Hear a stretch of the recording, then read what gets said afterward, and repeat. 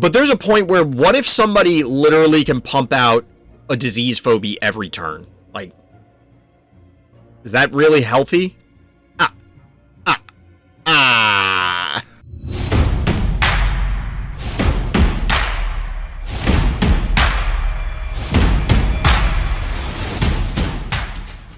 Welcome back, everybody. Welcome back. We're jumping into some more phobies after we had a brief variety hiatus. And there's some stuff going on that I'm excited to share with everybody. So let's get into it. How's everybody out there in Chatland doing? Hope everybody's doing well. We took a break yesterday to play some Pokemon, and we may do some variety tonight. So what's going on, chat? How's everybody doing out there? I'm a little dehydrated. Tonight.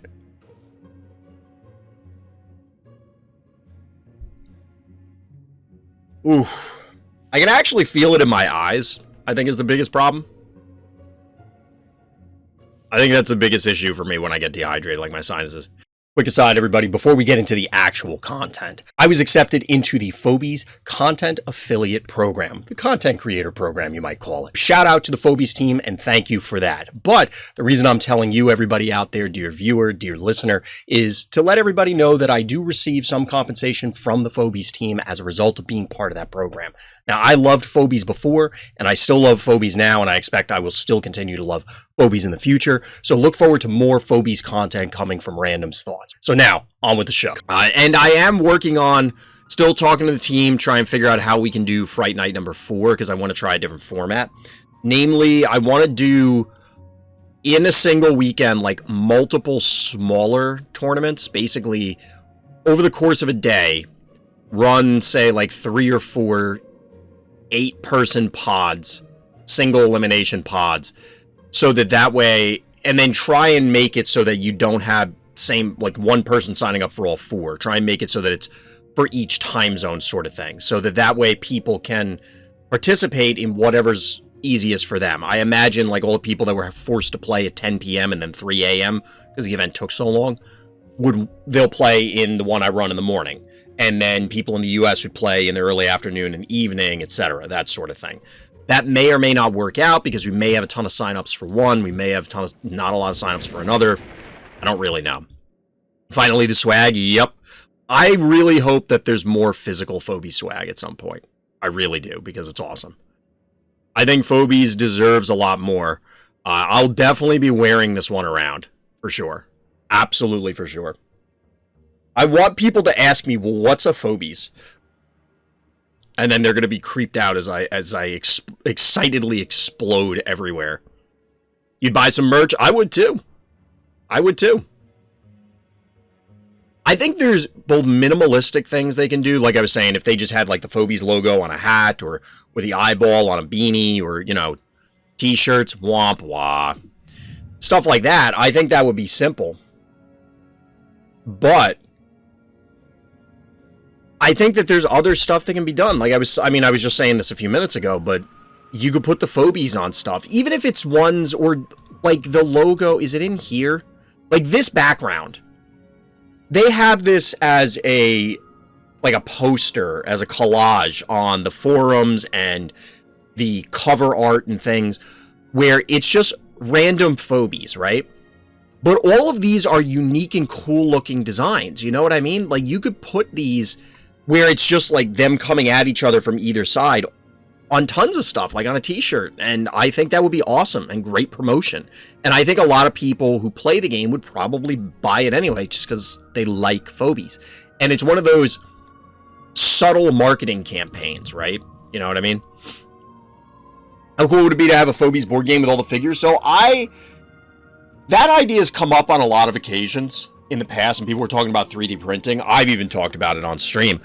I don't know how to model 3D models.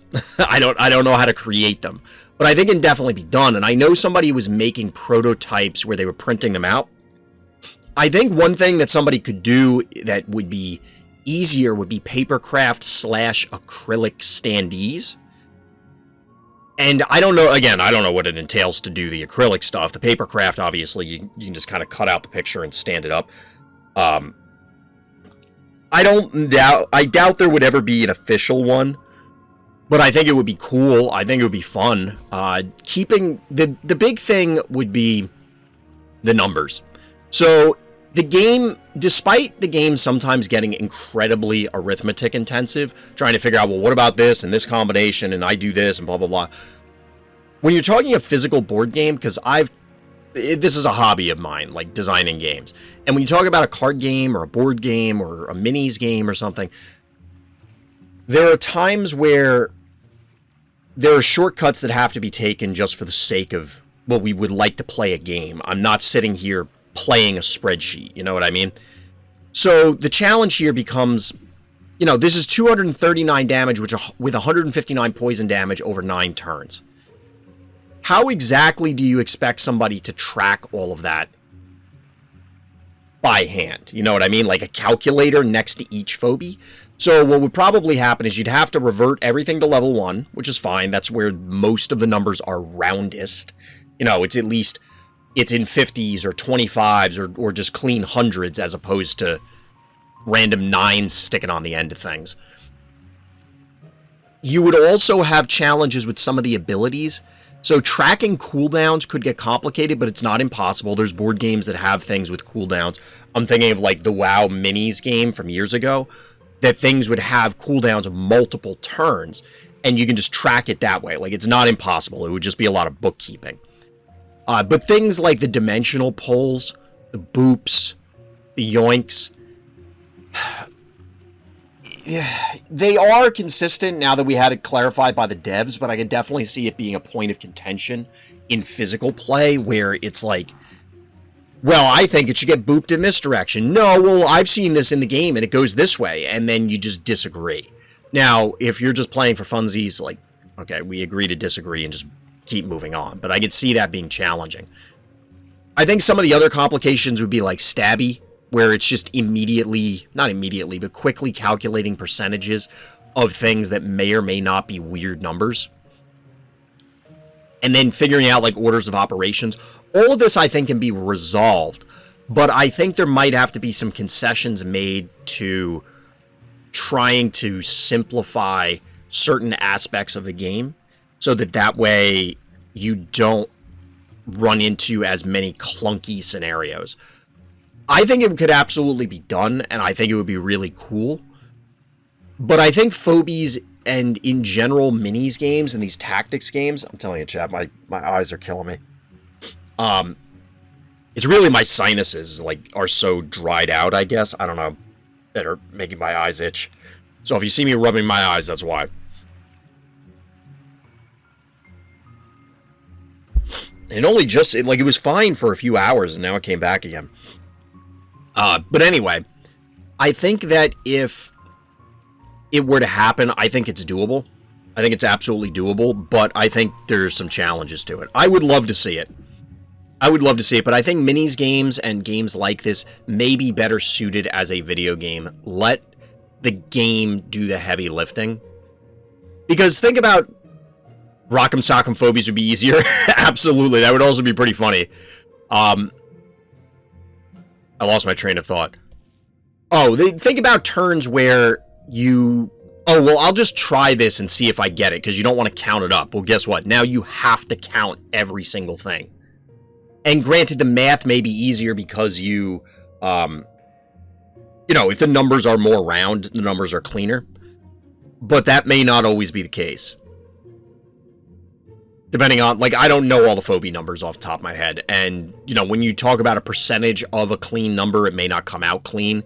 And therefore, it leaves something at an awkward number, and you end up kind of getting back into the cycle. Like, how often does stabby come up? And then you have to do 30% of, you know, 475.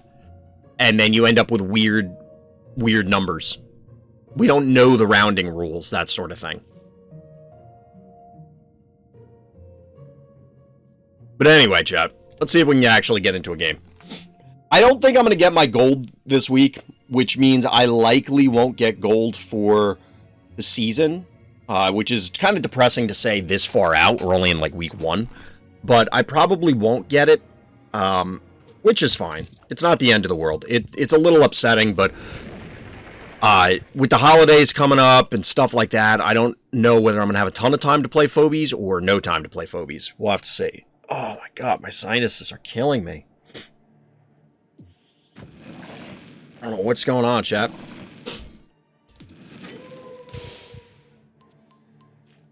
So the question is, do we do the snowball block play? We're going to try the snowball block play, which is this.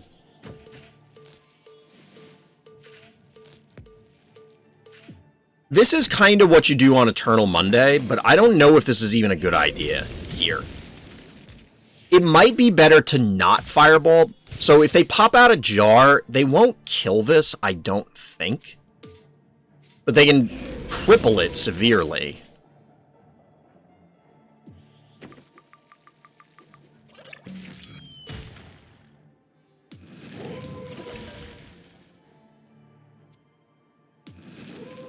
Yeah, if you stay, I can kill your snowball.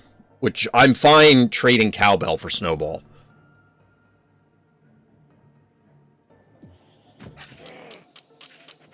So they probably fireball it and then walk... Oh, they're going to bite it. Okay, interesting. Very interesting. So the problem here is I did not bank to 4. I mean, it's not really a problem, but it's not great. Their fireball is still live. So what I think we want to do is probably get this online.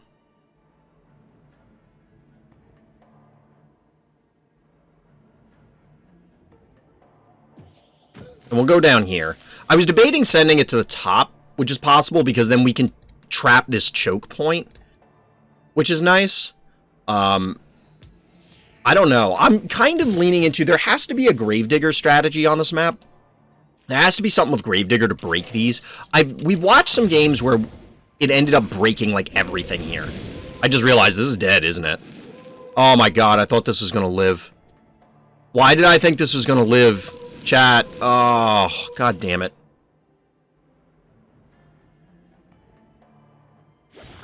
For some reason, I thought this was going to live. I'm busy talking and not thinking. Oh no. Oh no is right. No! That was a big boo-boo, chat. That was a big boo-boo. Bad guy banked to 7. That's also kind of scary. That was a big oof. Big oof moment. You've been using Gravedigger breaks here every time. I think... Have you been starting with them early? Because I feel like you kind of need to. Because I have not had a lot of success trying to get a Gravedigger out later. You know, like, say I already have an Oculus on the board. And I keep thinking, oh, well, I'll pop a Gravedigger out and then break this. And then I'll have a better line of sight. The problem is that you frequently need the Inoculus in the position that the Gravedigger has to be. Which means that you're not in a good spot.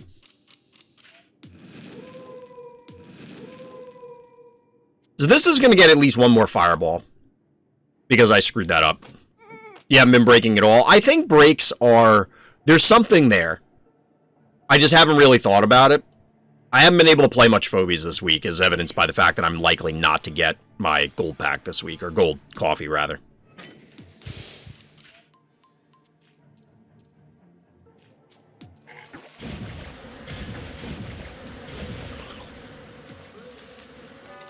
So we're still down panic points for the record. This is not good. Bad guys also up keys. I mean, I guess technically we're even, but like, I did not need to lose that snowball. That was just stupid. I'm kind of angry with myself about that. Like, legitimately angry. So, like, I can't... This is a threat right now. They could put something here and, like... If I move the Ginsting here, this hits twice, this hits, snowball hits. This is probably dead. Yeah, this is absolutely dead if I go in.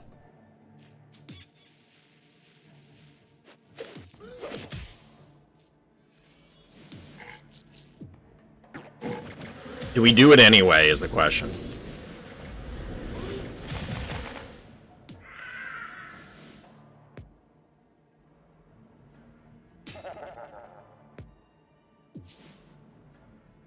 This would live with 1 health by killing this. This hits twice, this hits, this hits, this hits. I don't think that's worth it right now.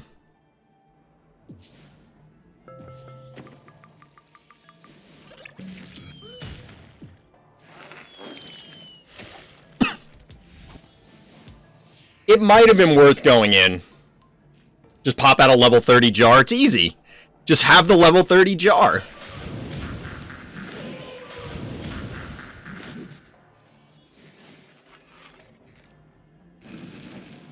Hey, Taco, what's good?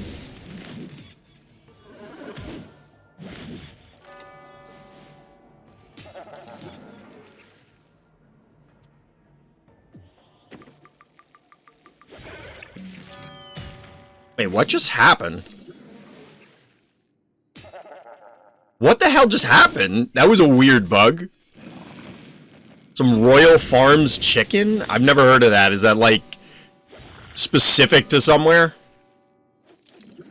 That's probably as good of a trade as we could have hoped for. We can kill this turn, but we need to kill both of these, is the thing. And we need to not be super vulnerable after that. Which we will be, but...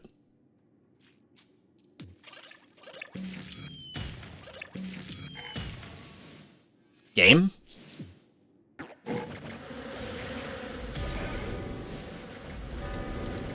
Oh.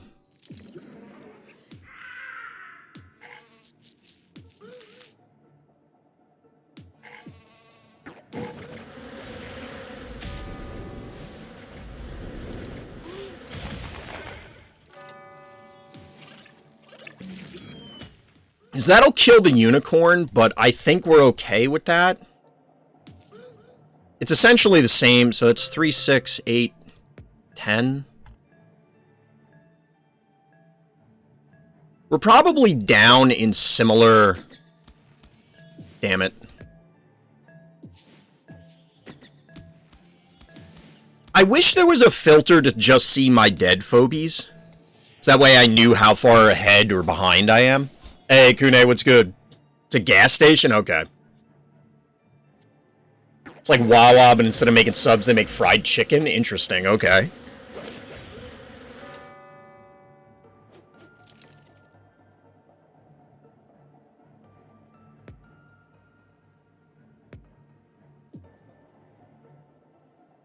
So we lost the stabby, we lost the snowball, we lost the unicorn, so that's 8, 9. I think that's it. So we're 3, 6, 8, 10. So we're about even. By about, I mean we are. So we do have a panic point advantage now. We have a life deficit, but we can wait on this a little bit. And we don't really have to rush.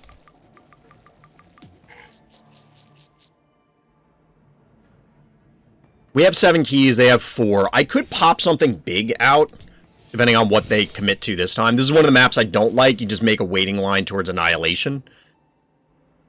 Really? I mean, I haven't played this map too much. The choke points are a little frustrating, but I like... As I was saying earlier, I think there's something to the Gravedigger plan. I just haven't tried it yet. I keep forgetting.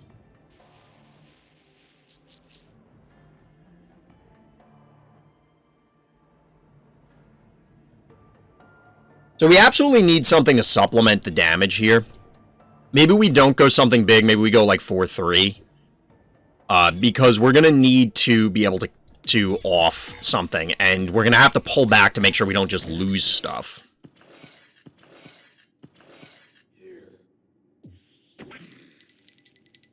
Alright, so that's the rest of their keys. They could block this.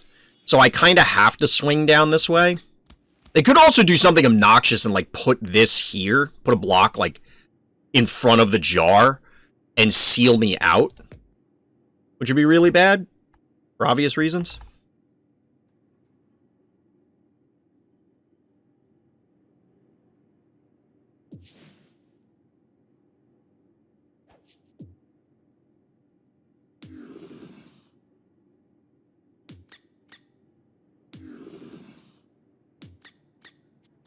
I actually don't like my position right now.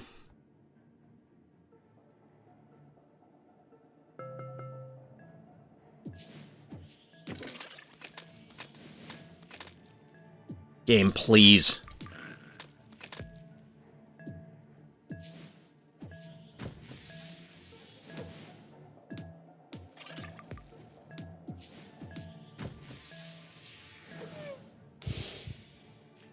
I hope this is safe. I don't see any way they can get it.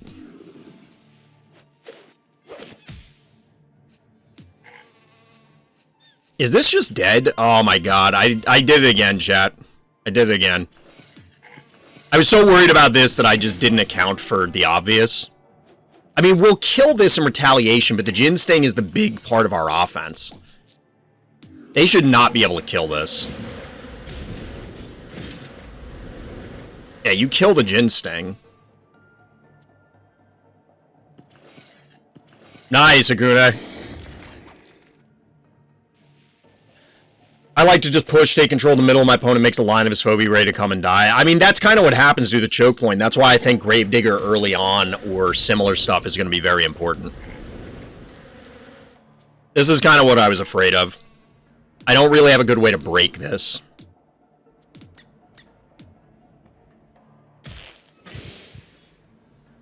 So the trap is actually going to be a big deal because it might make this easier to get through. Well, it's going to make this easier to get through. We'll see how much.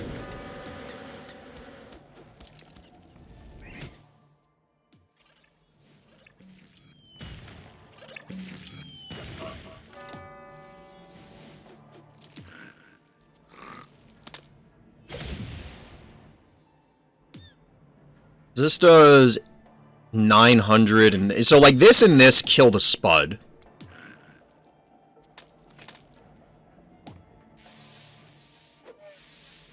Clearly the Jin Sting is dead. But if we kill these two, we're fine, I think. Spud cannot die. Yeah, we can't allow it. Spud was safe where it was, but we can't... If I move it up to do anything is when it would die. So, like, it can't reach a... Like, it was doing nothing there. Here, if they come in to come after this, like, I might be able to do something. But if I left it here, it's just doing nothing and not threatening anything.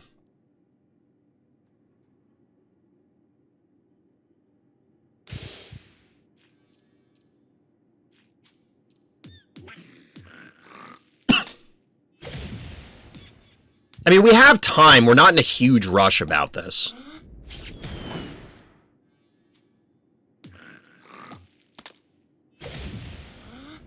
Alright, hold on. That's 9. So we can't let this and this connect on the, anything, really.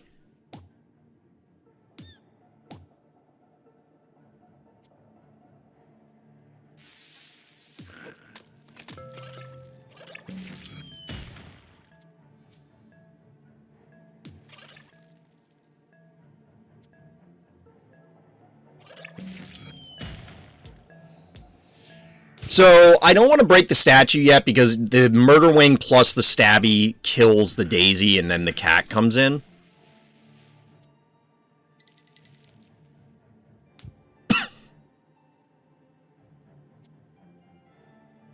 I think it might have been better on the turn that I killed this stuff to roll the Spud up and threaten it so they had multiple things to worry about at that time.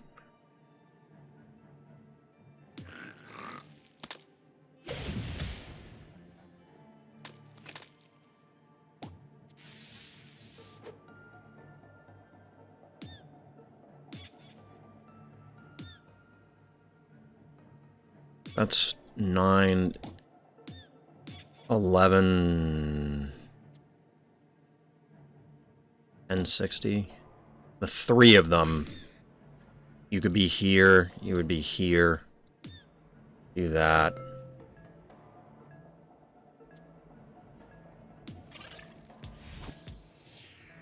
I kind of need them to make a positioning error, I think.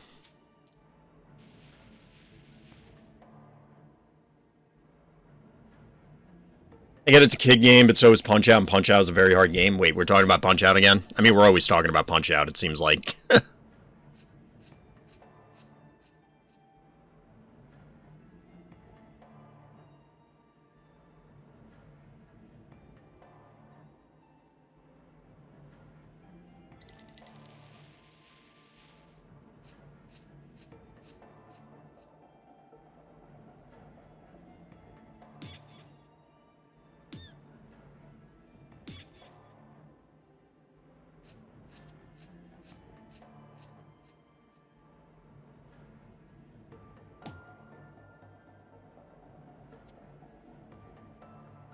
So if you're here, move up, move up, move up, yeah.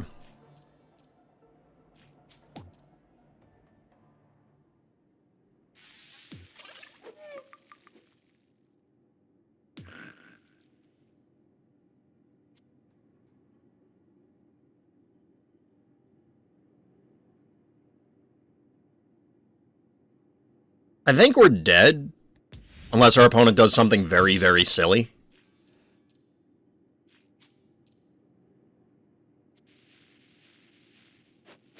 Because this should kill the Spud, and I don't think I have any way to really punish it. Yeah.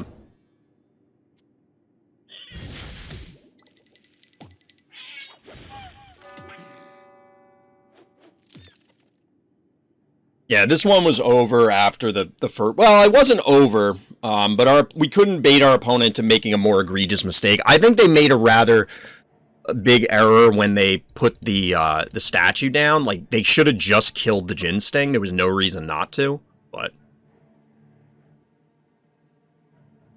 I never played Mario and Sonic at the Olympics, but Sonic has super speed, so it seems like it should be a one-sided discussion. I mean, yeah, I would imagine. To be fair, the mushrooms do give him superpowers, though, Zona. I don't know how useful they are at the Olympics, but they are superpowers.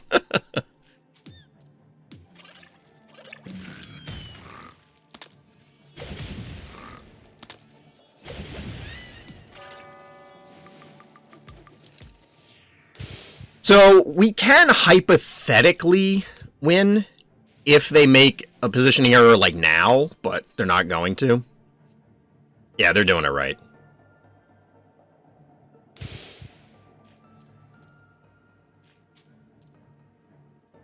Yeah, it's too late for... I mean...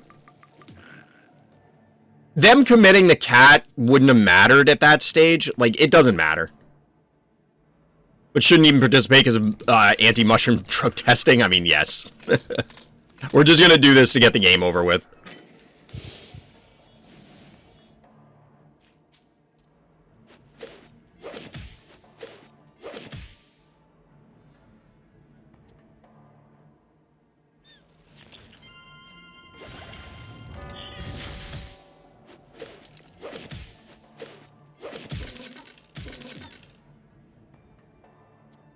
We'll just get the game over with. There might have been a line that I could have taken, but I'm tired, chat. I don't care.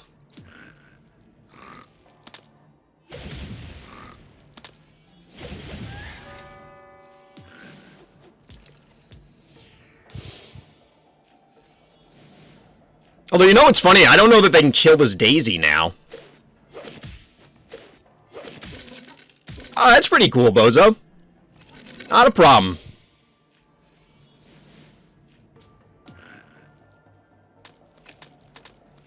This is winnable. It is now, because they just whiffed on numbers, basically.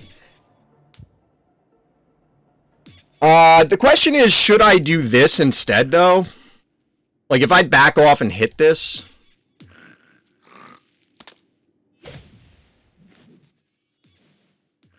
Like, we're not going to stay, but if I don't try and kill it, they could just walk towards the heart. And, like, they could just walk up, and then I don't know that I can harry it quickly enough.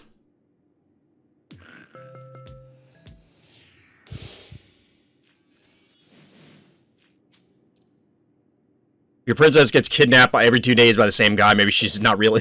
she's not really being kidnapped. It's like, Mario, come on. She's just not that into you.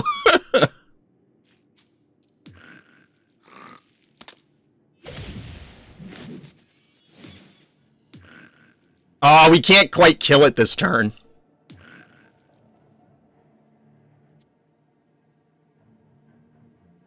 We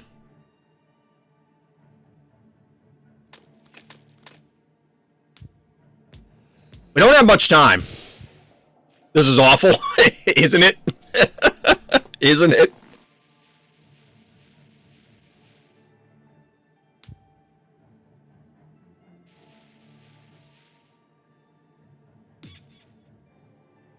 This is the right play. I think they need to stay close to the panic point. If they move away 2 spaces, I recap and then hit it again.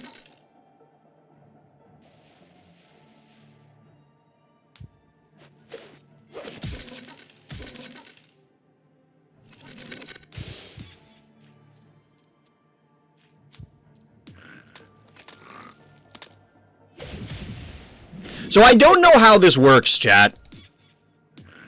I assume I win and it's not a draw. But I don't know for sure. I assume it's a win, but I don't know for sure.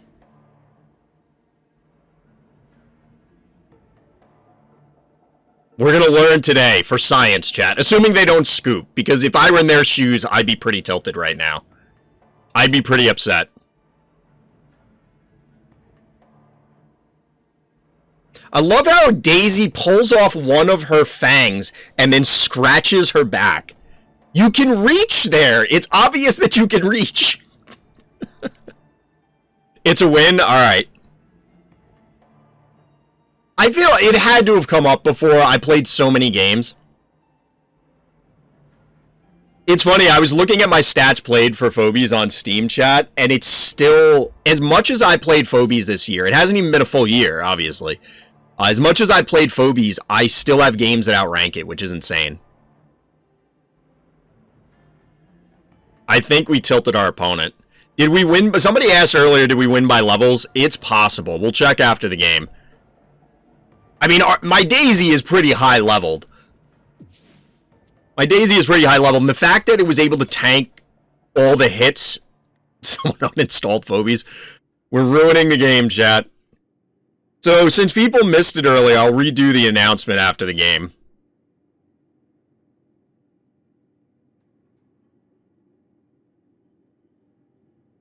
I think we got him, chat. I think we got him. And I was going to scoop this one up.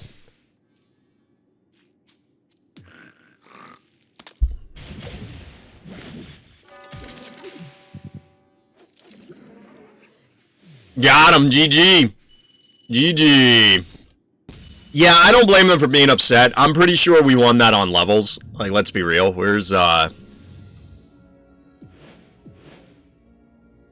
we had 20 levels. I don't know, because the 20...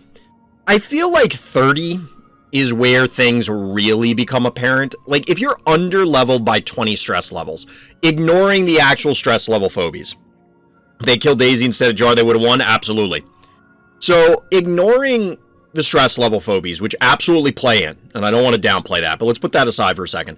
If you're down 20 levels, it generally means that, yes, your phobies are under-leveled, which absolutely matters, but you're not under-leveled by, like, everything's 5 levels, 7 levels, 10 levels under. You're under-leveled probably across the board. Like, your top phobies, your highest level phobies, are probably on par or really close to your opponents. But that doesn't always play out that way, and let's face it, stress levels matter, and the phobia levels matter. The difference between 50 and 70 is different than the difference between 60 and 80. What is the 80 stress level phobia? Blob? So we got Yeti and... what came before Yeti? Oopsie baby.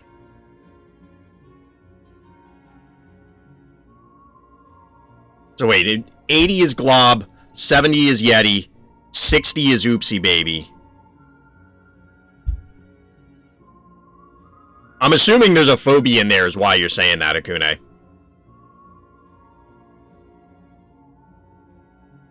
The quantity of phobies? Quantity does play in. I don't know if it play, because that was something I meant to say and I forgot. It slipped out of my head. When you're talking about stress level differences, the quantity of viable phobies does matter. The quantity of viable phobies absolutely matters. The quantity of levels required between 50 and 70 is less than 60 and 80. I think I follow what you mean.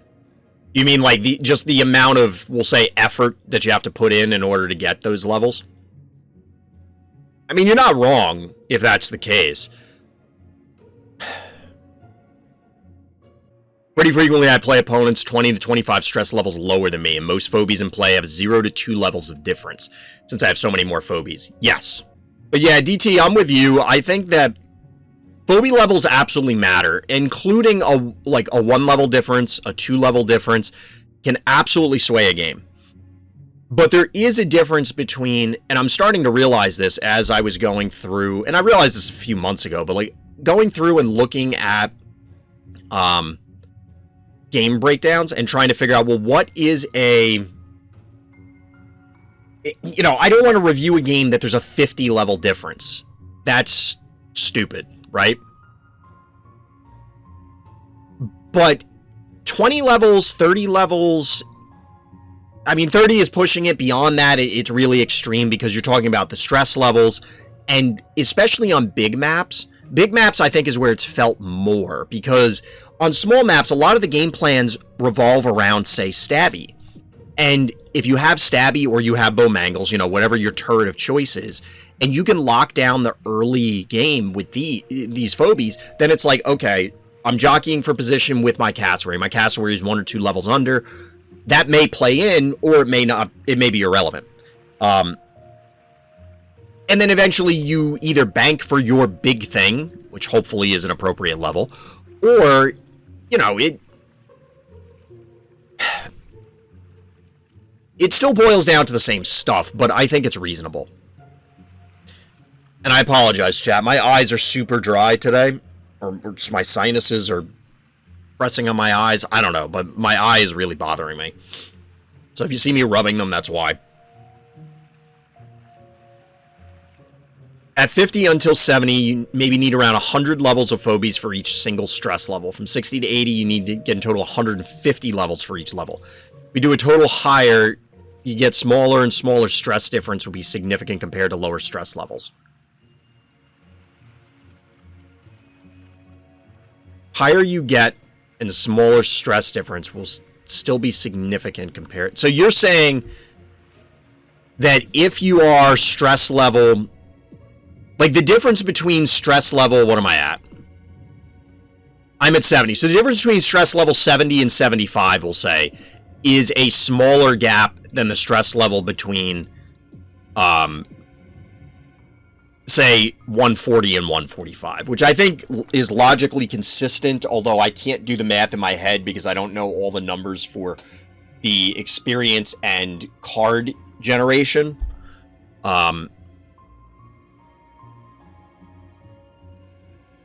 Like, that makes sense on some level. I'd have to see the numbers. Like, if we looked at one of Hopeloy's games, let's say, and say they're playing against Karth. Probably look at a Karth game and see if we can find Karth versus...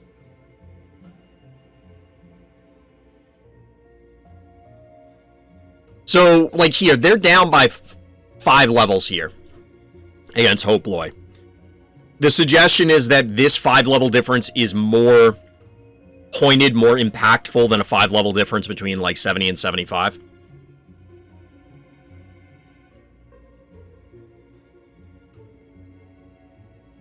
There's also a much bigger difference in gameplay between stress 25 versus 45 and 45 versus 65. Yeah, I guess. It depends. I think it's kind of... It's a weird curve when it comes to skill set, which I'm assuming is what you're getting at, DT. Because I imagine... When you first start out with phobies, you know nothing, right? And everything's brand new, and you have to learn everything. And I would imagine your skill, anybody we're talking about, is going to skyrocket very quickly. But then it's going to plateau at a certain point. And yes, you'll have bumps for getting new phobies or seeing new things.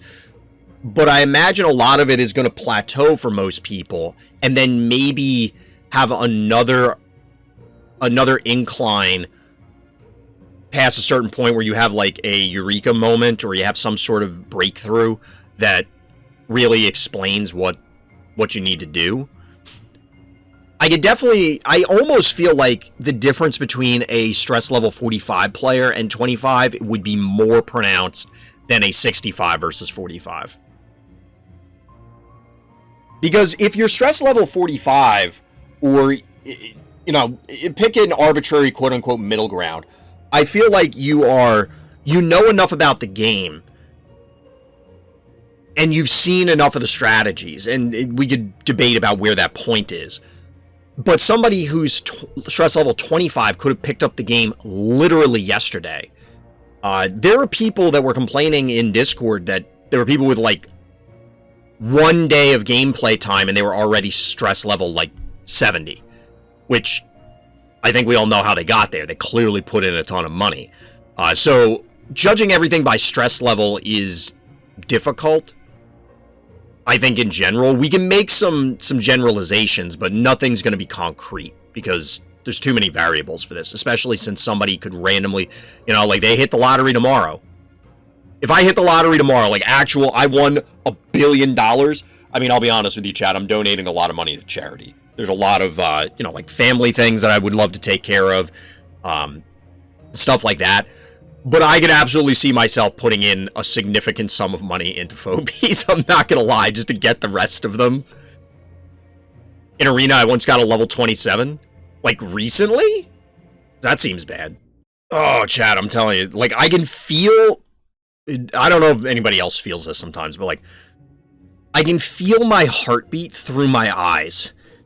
That's how much pressure feels like it's on my eye right now. I might turn the camera off because it's just... It's bothering me so much. I don't want to be winking at chat all night. Put an eye patch on or something. I don't know.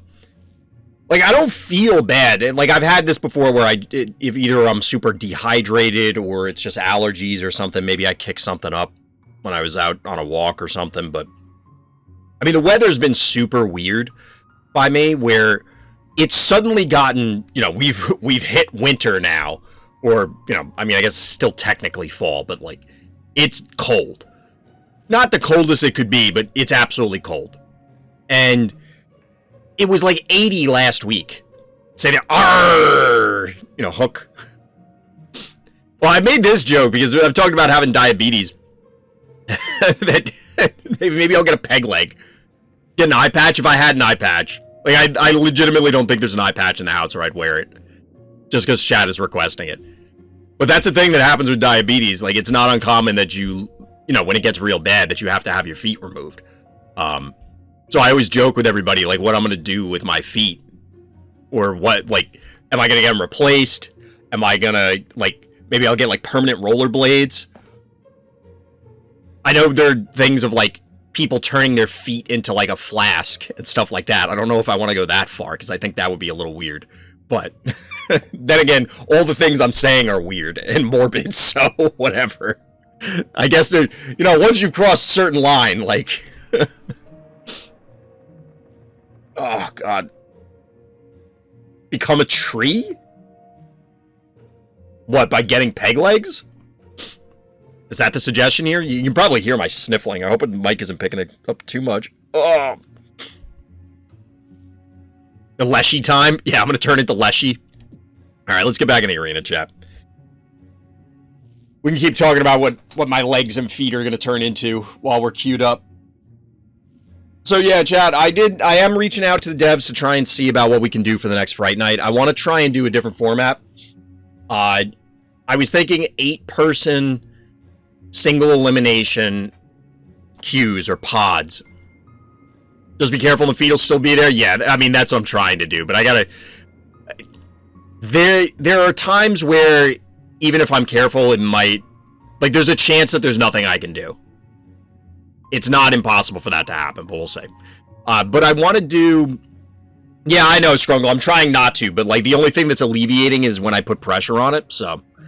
but as far as Fright Night goes, I want to try a format where it's 8-person single elimination queues that... There'll be a soft requirement to not queue up into multiple things, and I'll do them in different... at different times throughout the day, so that way we can accommodate people in different time zones, and then it'll be a less of a time commitment. I also am, if you haven't seen it in Discord, let me know, like, respond to the poll. There's just a yes or no. Just hold my forehead the entire stream. Don't I do that anyway, where I'm just like rubbing my forehead from irritation? Oh, we got another new map. But one of the other, I want to try and do like a level 1 league, so that way, you know, it's unofficial, there probably wouldn't be prizes, but give people something else to play in.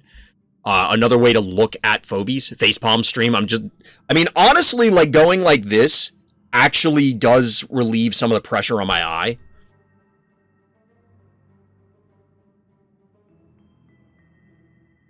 That's alright, Kraos. It should be pinging everybody in Discord. It does do an @everyone. Oh, I might try and stream on YouTube in the near future, chat. So I'd have to ping everybody in Discord. I would be on an off day. Yeah, I had a feeling. What is going on? Yeah, if you look in live streams, it should be doing an @everyone. Now, if you have that sort of ping turned off in Discord, that could be a thing. I think YouTube is better in the long term. Yeah, but it's not, and that's why I want to try it. Like, I won't make it a primary thing right now, but it will, it's something I may shift to. We'll see. I mean, Twitch is far and away the biggest streaming platform, and I think due to inertia, it's not going to die anytime soon unless Amazon actively kills it, which, you know, you could argue they're going to, and they're trying to, but I don't think YouTube is there yet. And obviously, the other ones basically don't exist. Like, yes, they exist, but for all intents and purposes, they don't exist. Like, for example, how many people out there have heard of Trovo? Anybody? Show of hands. If you've heard of Trovo, say "Arr!" Since we're doing the pirate theme tonight. Maybe that should be the intro. Alright, so no new map, we're on RCO. I am disappointed. You used Trovo before? I've never actually watched a stream on there. Just somebody I know from other games was on there. YouTube does a better job at introducing your content to new people. Yeah, YouTube is way better for discovery. 100%. There's no denying that. What level is this? It's a pretty low-level snowball. So I'm not worried about, like, their snowball killing my snowball. This is 440 something.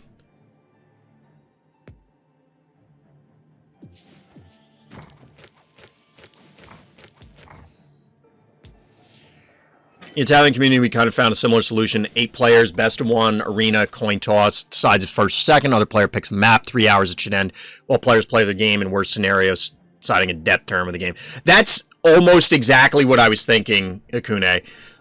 So, what level is my jar? And remind me after the game to talk about this more. This is a level 11 jar.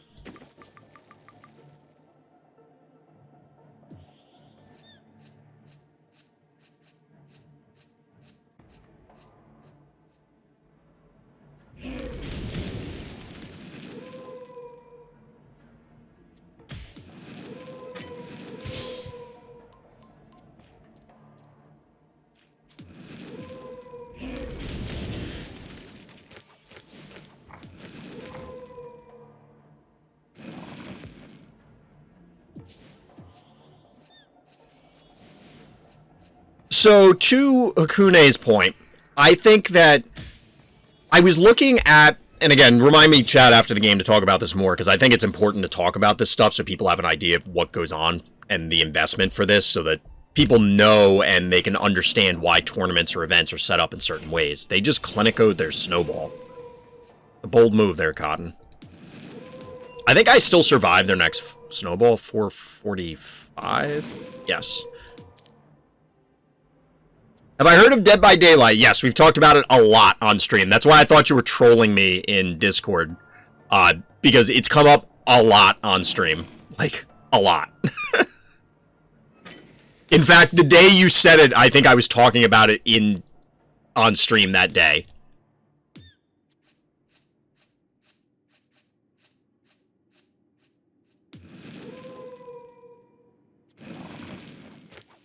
Eventually, I'll finish the thought that I was talking about for the tournaments, but we're not there yet, chat. We'll get there eventually. We're at 3. Kind of want to get a lobber online.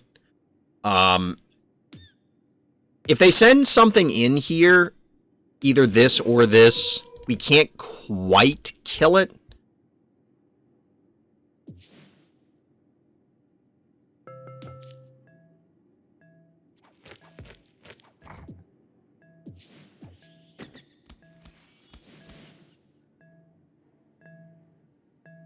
This way we can swing to the top or the side.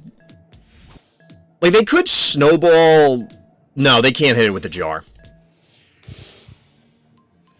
Okay, so tournaments. I'm going to try and get this thought out, and then, like I said, we'll flesh it out after the game. I was looking at miniatures tournaments, specifically like Warhammer 40k, because those games take hours, as I understand it. I've never played it, but they're big armies, and I was looking at their rule set and how long the rounds are. Do they run Swiss? Do they do single limb? Do they do single game rounds? That sort of thing. And I'm still learning about it. But I think it's an apt and reasonable comparison to Phobies, because I was originally going by chess and card games, but I'm willing to look at other formats to try and see, is that more appropriate for Phobies? Does it make more sense to run things that way? And I don't know that... I don't like the idea of doing one-game matches, but I don't know if there's really a way around it. You know what I mean? The time requirements are just so big. And like I said, I'll talk about this more after the game, but...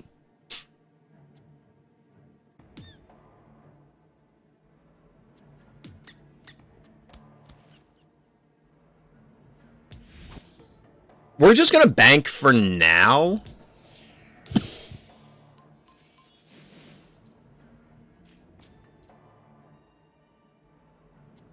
Well, so I've streamed other games like that, Kratos. Like Ghostbusters is like, it's in the same genre of the asim shooter. Or it is an asim shooter, part of the asim shooter genre. Wow, that was way harder to get out than I thought it was going to be. But Ghostbusters, Predator Hunting Ground. I mean, I played Evolve, but not on stream. Evil Dead, I've streamed. Friday the 13th was done by the same people who did Ghostbusters and Predator Hunting Ground. So, yeah. There's a number of them. And I think Dojewall or whoever is always talking about Roblox, there's a couple on there. But, yeah, there's definitely a lot like them. And I think that there's something to it. But, so we're just going to bank. They're clearly going to send the Stabby in. 6, 11.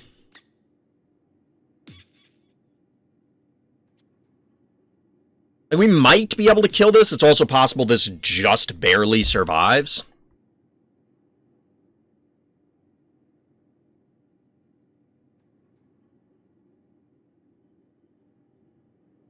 Like, I think if we get a Hevo online, we just take over the game. I'm assuming you didn't like Doors. I tried it a little bit, but I didn't really get into it. And then because we had other games to play, it kind of fell by the wayside. I haven't gotten back to it, Scrungle. I mean, I like that genre a lot. I'm frustrated with Ghostbusters because of some of the bugs and other weird quirkiness. I think if it gets cleaned up, it'll be great. And it's also annoying that I can't just queue as the freaking ghost, but, I mean, it is what it is.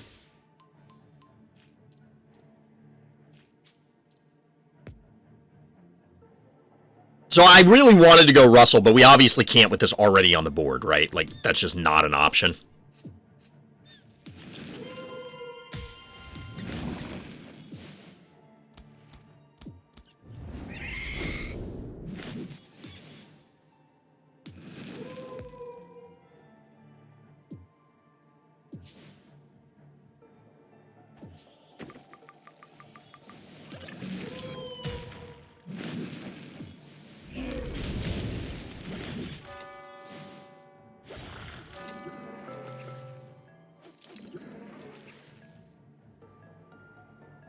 We needed to do that differently, I think.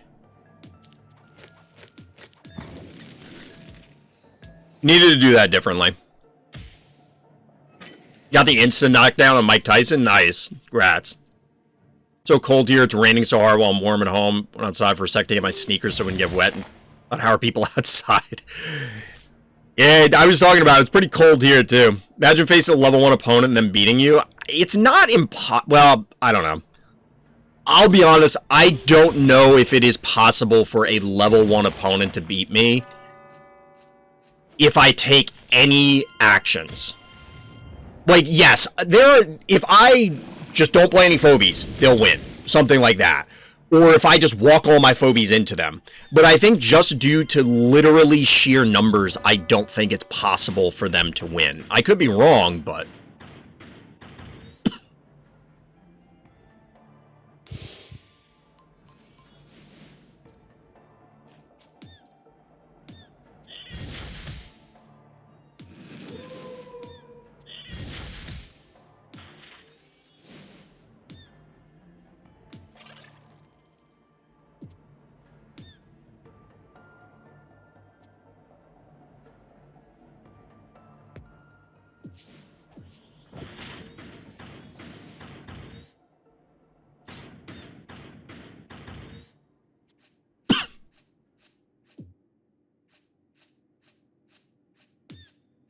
Meatball is down.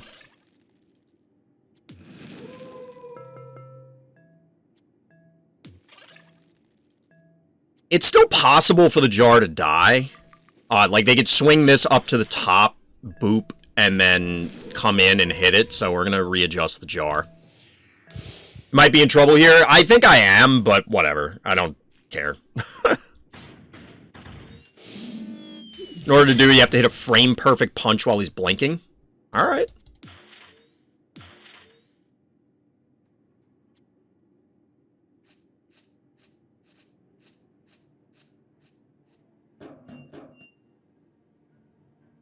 Yeah, like I said, I always say, we're on stream, we're just doing things. Like, we'll win games, we'll lose games, it doesn't matter, whatever. I mean, it matters, but, like, does it really matter? Does anything in this life matter, chat? I ask you, does anything actually matter?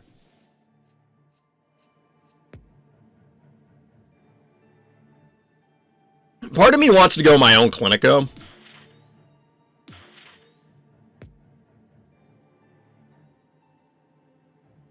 You know, like, a Gin Sting would be good here, but I think our own Clinico to... Because, like, we're all in on this Hevo. If this Hevo doesn't win it, we can't win. So, I think we have to operate as though that is the case.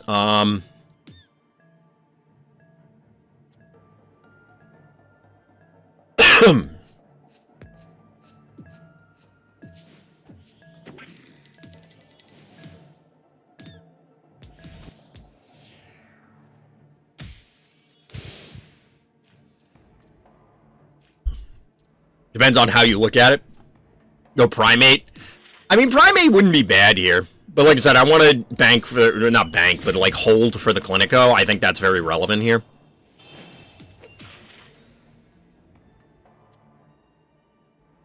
Or Murder Wing. I guess? They can't... They couldn't kill it. Because this... Only one of these two would be able to hit it.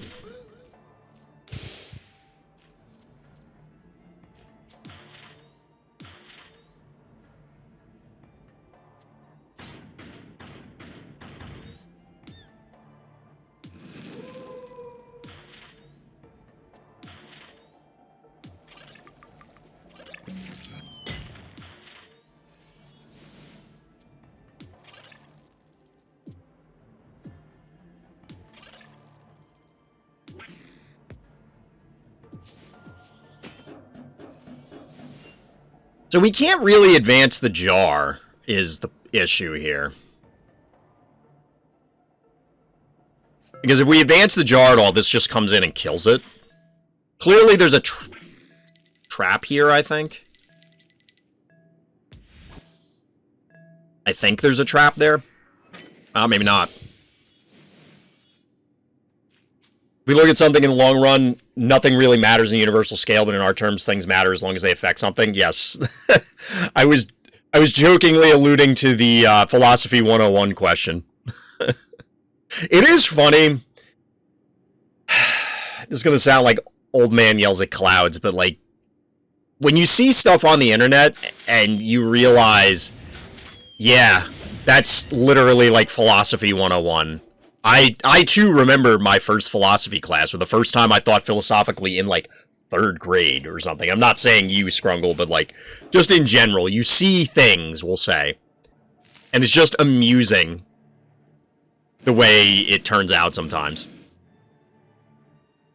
So I should have healed the Hevo last turn, so this was 1 turn closer to being off cooldown instead of where it is.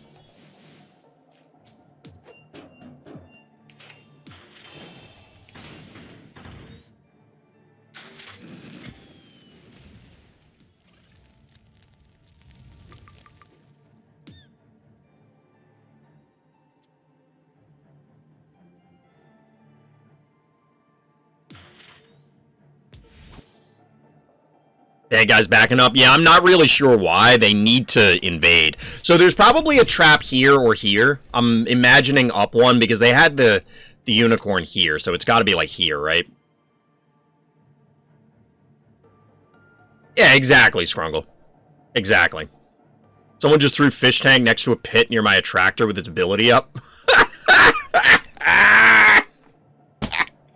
Oh, that guy's in for a rude awakening.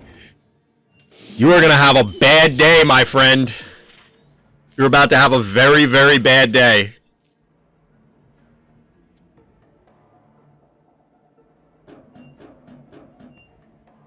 What's funny is they would be better off if they threw something into the meat grinder, so that way they could try and free up a phobie slot.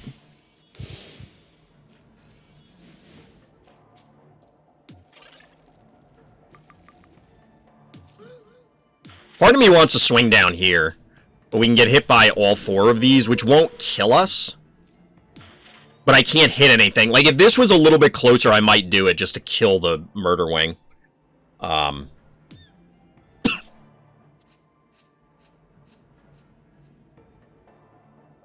we can't do that.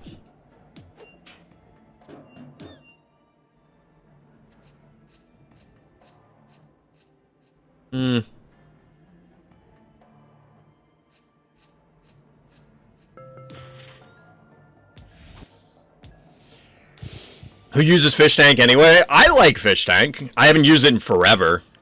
My big fish isn't invincible? Yeah, funny story. Big ass holes in the ground.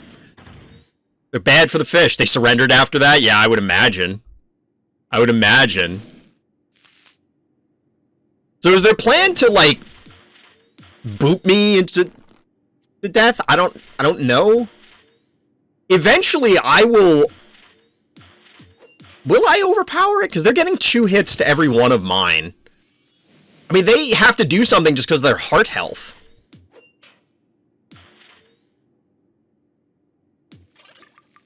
I think they're trying to snipe the jar. If they come over here, 1, 2, 3, so this has to come out.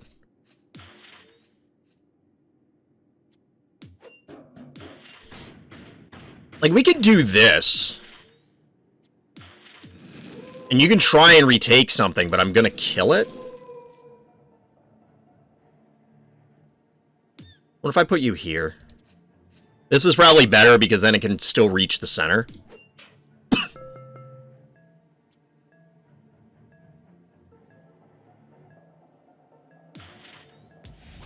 That's not off cooldown yet, so they gotta wait.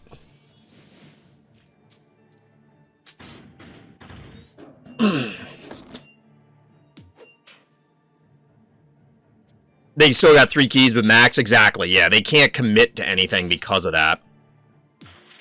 Or not commit. They can't supplement because of that.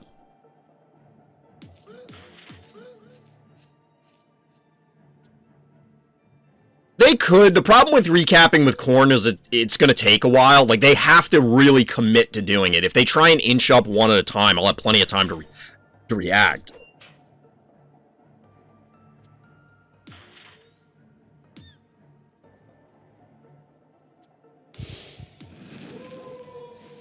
It's 445, 845, 928.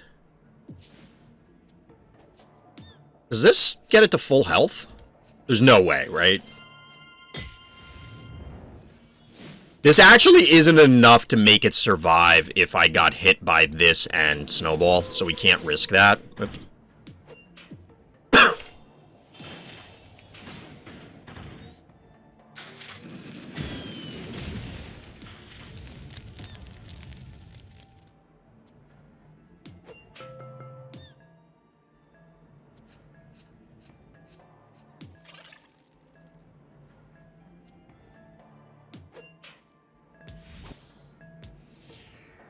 Evo brothers fighting? True.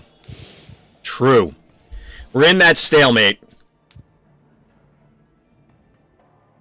Only like 85 more turns and bad guy will die.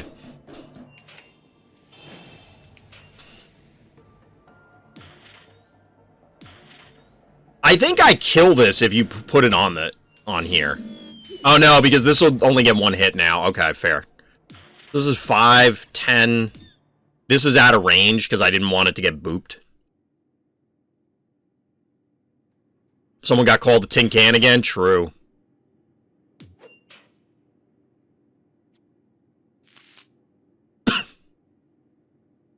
They might have outpositioned me here, chat, because I think that I needed to leave this and let it get booped. I needed, like, where Hevo is currently, because then this could commit in with a meatball. That would be 1,000, 1,500... 17. Nah, we still wouldn't get it.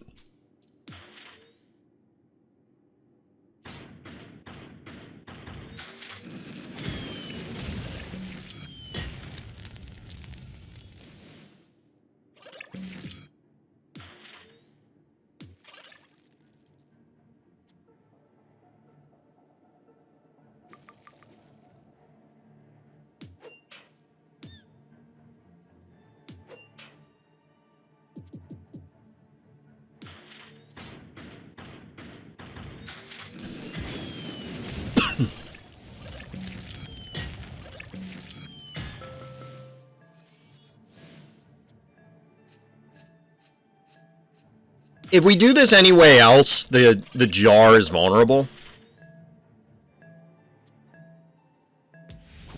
Yeah, I don't think we could have killed it. We would have been like 100 and something damage short. If everything was in position minus... Like, if the boop didn't happen, we get it, but otherwise, with the boop, even this and this are not enough damage.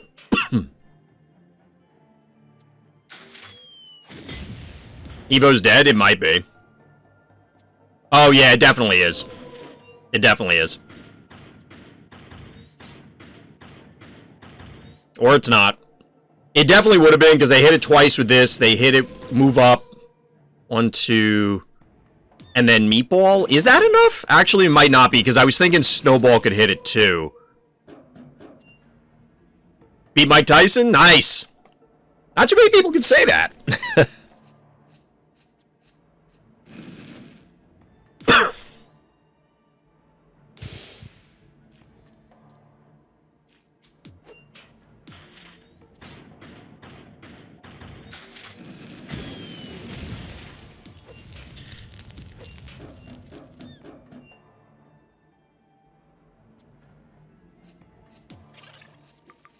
Alright, so this hits for 1,014. 18, so that won't be able to kill it.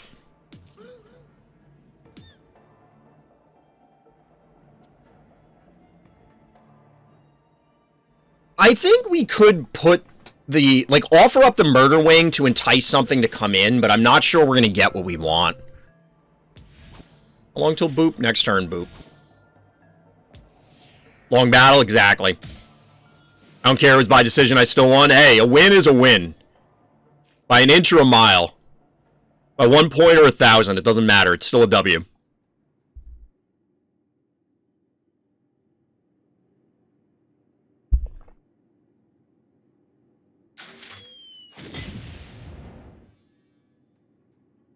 He's playing Punch-Out! Forgo.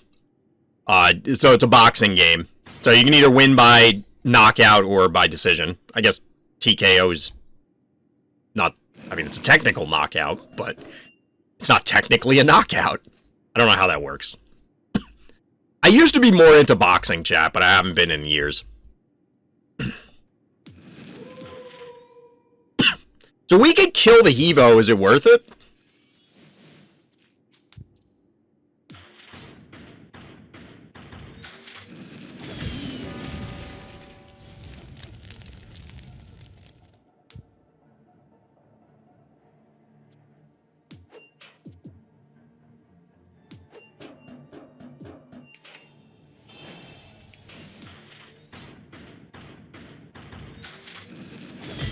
I don't know what they could pop out that could do enough damage to kill us right now.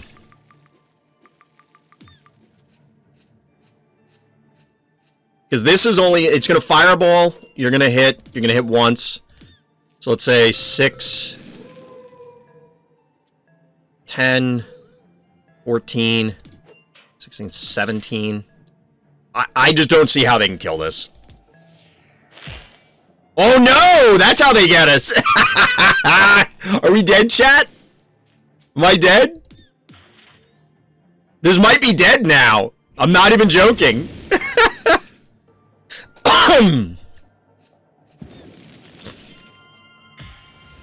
They baited me. They gotta get 600 damage out of 3 keys. Oh god, it's the Thunder Rocks! Nice, they got it. Well played. You got me. You gotta move this up. You can't let this live. Yeah. We might still get him with panic points.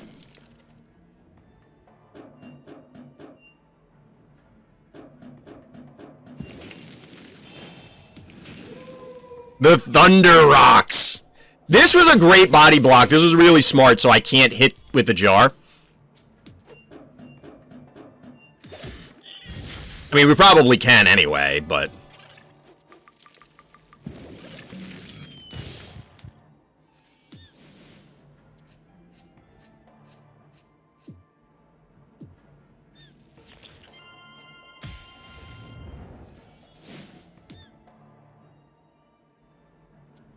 Can't Clinico beat the Murder Wing? No, because it healed. They healed... Oh, no, they could have hit the Murder Wing. You're right, because they healed this. I don't know why they did that, but... I think this is lethal.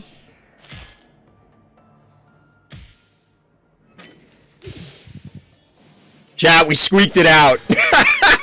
I played really poorly. I feel kind of bad. I feel kind of bad. But we got him. We got there, chat.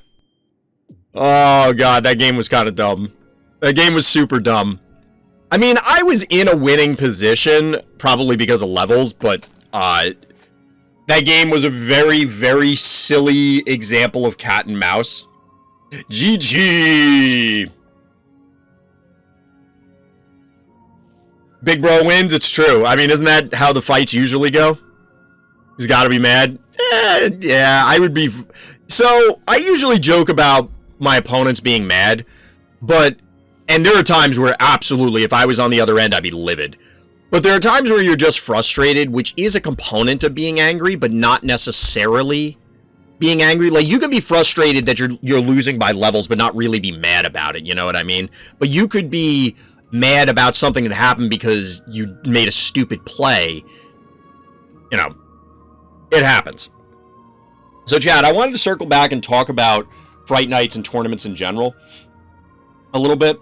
So, up till now, I've been favoring a specific format, as I mentioned during the game, of trying to do Swiss events and best 2 out of 3. I think that the way, even with Phobies allowing for level 1 frenemies games, I think that there's a few moving parts that make it challenging. Notably, we don't have a static map pool, and there's no way to curate the map pool. I can't say, hey, we're running Fright Night this coming weekend. These are the maps. It's going to be Always Watching, Agora, Penny Dropped, and Detention. Well, and Megalo. Those 5 maps, each of you ban 1. So we'll have 3. And then they go in order 1, order 2, order 3. And like that's predetermined before the game or something like that because we have the map rotation. Now, for a single day event, that's less problematic, except you realize if I run this on a weekend and the map rotation happens on Thursday, we don't know until the day before what the map pool is going to be. So that's a complication, but not the end of the world. The bigger thing, and probably the biggest thing, is the time commitment. Any given game of Phobies takes probably between 15 and 40 minutes in Arena. Not even talking async, and that could take forever. If we're talking Arena, the games can take a while.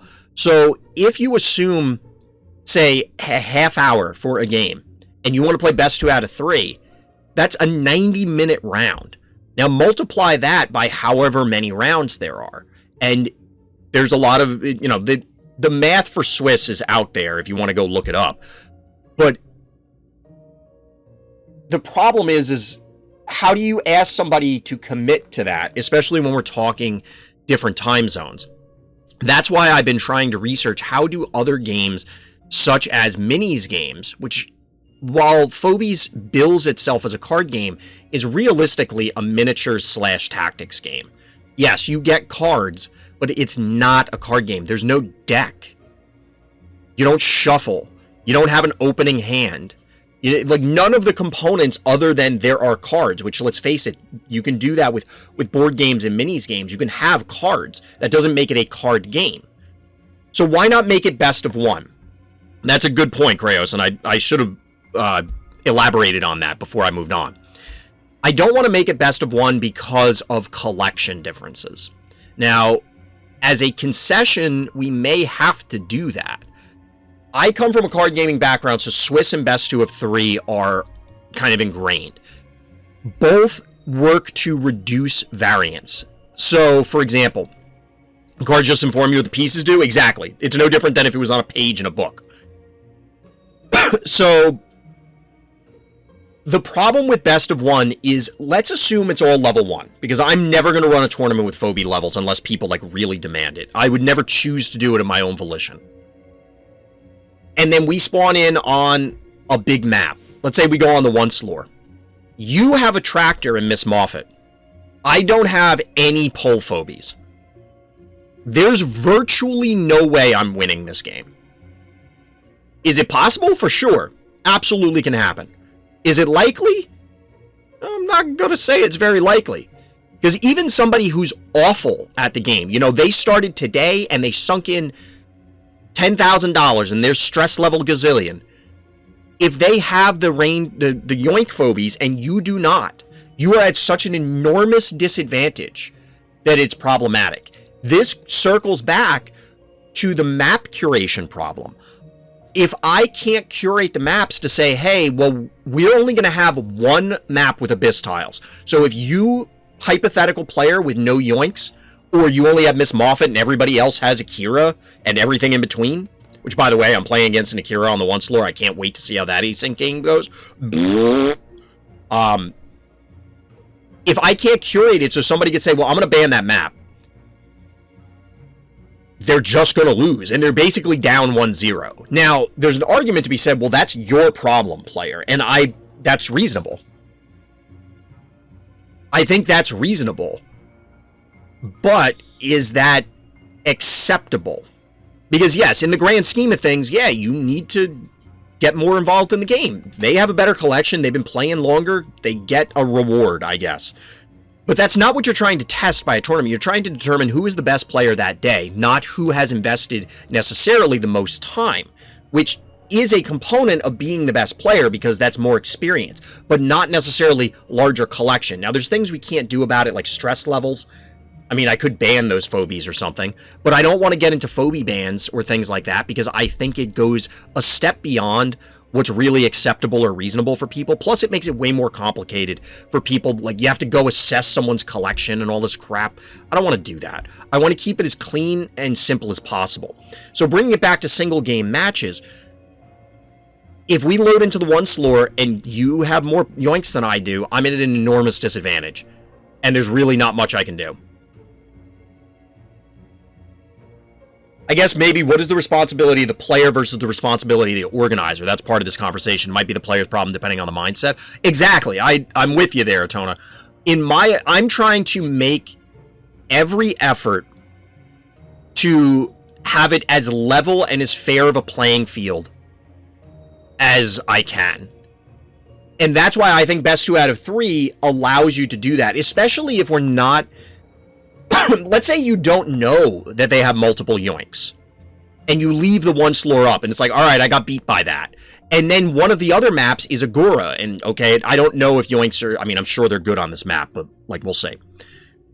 If Agora turns out to be another map where it's like, yeah, you get dominated if you have less yoinks. Okay, well, now I know going in, because I saw in the other game that they had these, so I can possibly adjust gameplay-wise, not get caught with my pants down in the middle of the game. Because that's a thing that I appreciate from card games where, okay, I lose to this thing in game 1, I know you have it now. I'll figure it out in game 2 and 3. Is there a way to limit the maps to just 3, eliminating this problem entirely? I could. But here, that's the flip side. That's where exactly your point earlier comes in, Atona. If somebody has multiple yoinks, is it punishing to them, or is it problematic to say, hey, I'm just going to cut every map with Abyss tiles out of the pool? Here's the other problem, though. If I cut it down to 3 maps,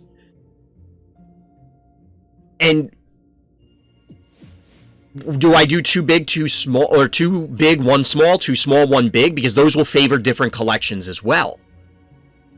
Additionally, do we still do bans? So it's, okay, I cut it down to these 3 map pools. I'll decide on Friday, because the map pool rotates on Thursday. Everybody bans 1 map each, and then you play your best 1 on there. Not get caught with my pants down in the middle of a game. You've never heard get caught with your pants down before? That's a really old saying. Like, gotta be at least 100 years old. Yeah, people were saying that earlier, Onda. And again, any of these are viable options. I'm not ruling any of these out, because I do want to try different things. Right now, the big problem is time. So in order to address the time issue, something has to give. We either have to constrain the map pool, constrain the number of games, remove the bans, or some combination of these. Something has to give about this. That's why I want to try the best 2 of 3 single elim.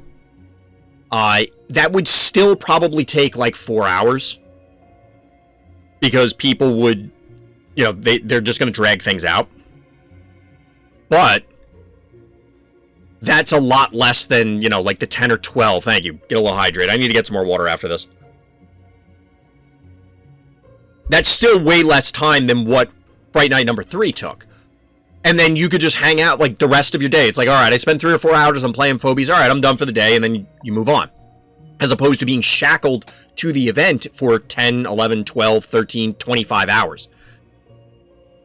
For card games, I mean, I'm used to that, but I know that not everybody wants that. Plus, the biggest thing for Phobies is the last Fright Night took a whole day. Exactly. That's what I'm trying to avoid. I lost my train of thought now. Trying to think. I answered the comment from chat. Now I lost my train of thought. Crap. I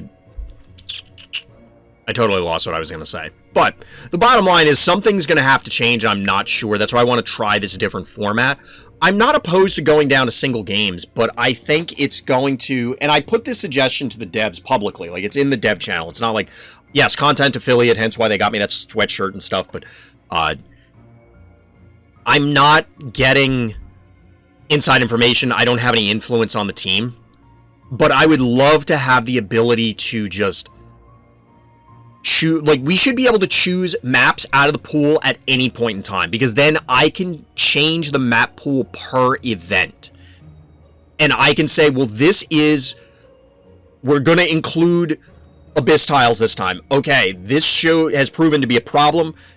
Every person who had double yoinks won every game on these maps. We're going to rotate them out, or something like that.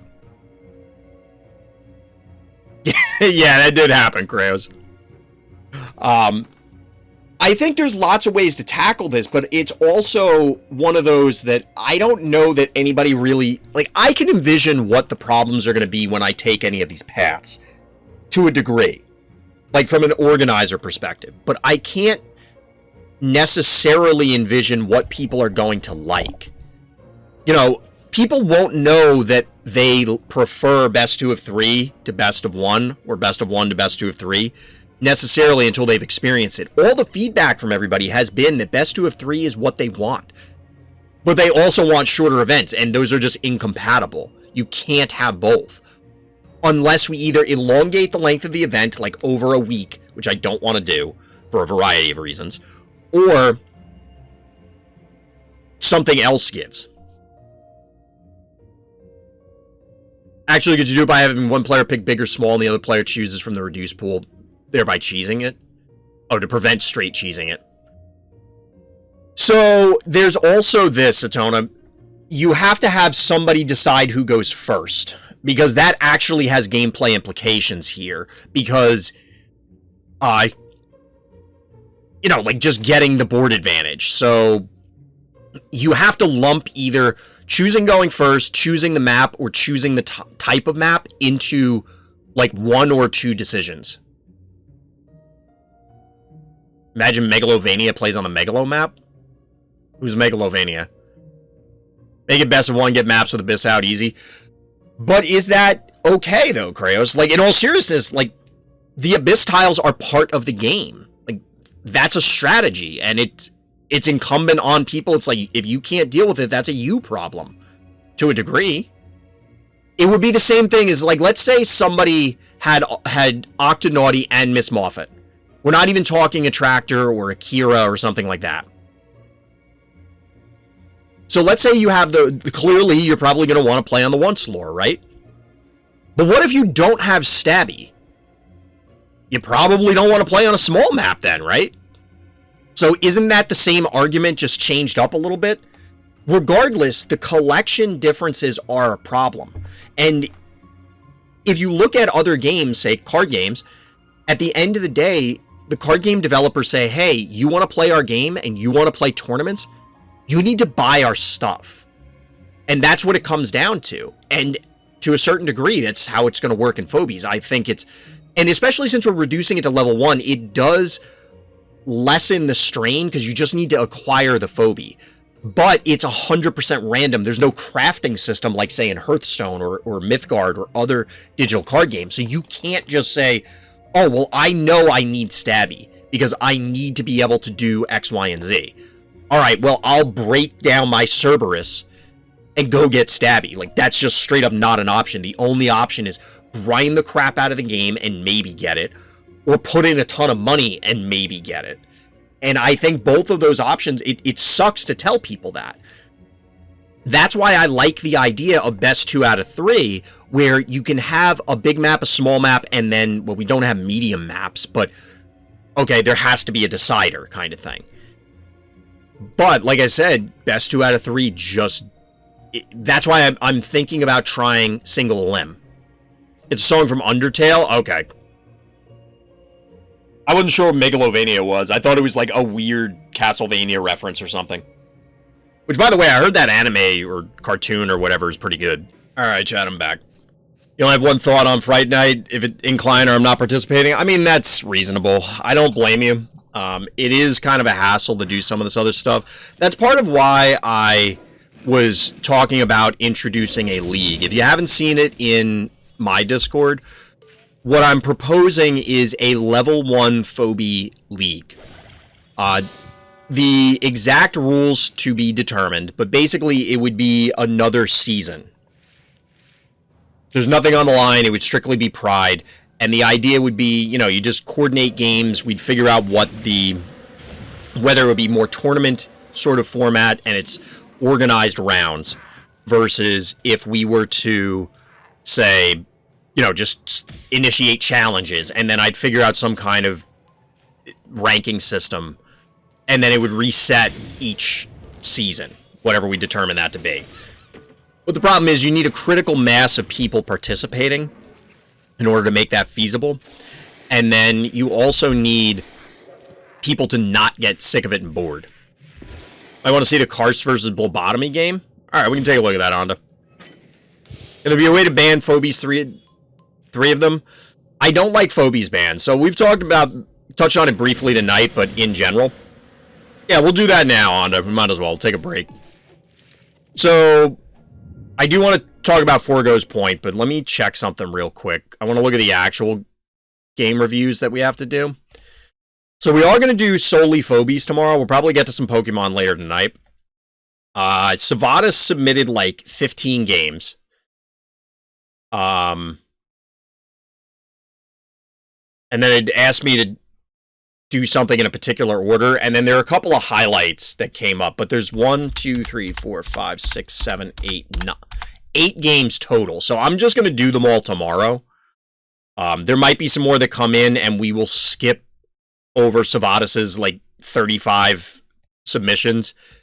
Like, we'll do one and then do the others priority-wise if it comes up, but we'll play it by ear. It's not a problem, Savadis. I'm not saying don't do it, but I'm not, you know, like if other people, I want to give other people a chance, and then we'll do the other ones when we come back, kind of thing. Just double checking something real quick. But we have enough that, like, we could do that in a single night, all of those. You're going to submit more now? I mean, you can. I can't promise I'll get to them all, but you can. So, to Forgo's point about phobie bans, I don't like the idea of phobie bans. I think it actually is more punishing to lower collection players who are the ones that it's supposed to be helping. Because we're obviously going to... The only way that it would not be unfair is if we did something like, oh, well, the player who is higher stress level does not get a ban or gets less bans, and then the player who's lower stress level gets 1 or more bans. Then you have to work out the logistics, which is already, with the map bans, has proven to be problematic. And it also just in general sucks where it's like, well, I just got this new phobie. I'm real excited to use it. You don't get to. Fuck you. You know, like that's the unfortunate part. I don't like it. Plus, I think, in addition to those other two things, hence the plus,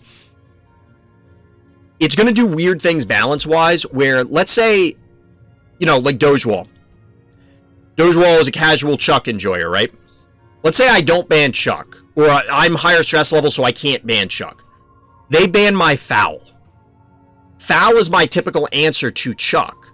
Now, I have other ways that I can hypothetically answer it. Of course, you can still beat it without it, but the problem is, what happens if you don't have other ways to answer that phobie? Like, I have some super strong phobie. I ban out the answer, or what the presumed answer is. Does that screw with the balance of the game? I think so. So I'm not going to break this one out. I just don't feel like it. But we're zoning in. This was suggested by chat to take a look at this karst versus blobotomy game. Now, I did actually see the results, and there is a significant stress level difference between these two players. Karst is down by like 30 levels, which we did debate earlier in the night. About where and when that matters. Like, what's the break point where stress levels are just too much? But we'll have to see here. Karst has what's roughly my opener. I mean, you can argue about where this is positioned. I'm going to keep pressure on my eye chat. It's really bothering me. I don't know if this is a good idea.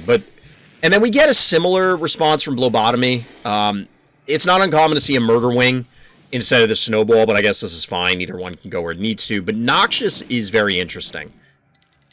Noxious is very interesting. Honda's promising this is a very good game, so we'll see. So we get a little noxious mirror action.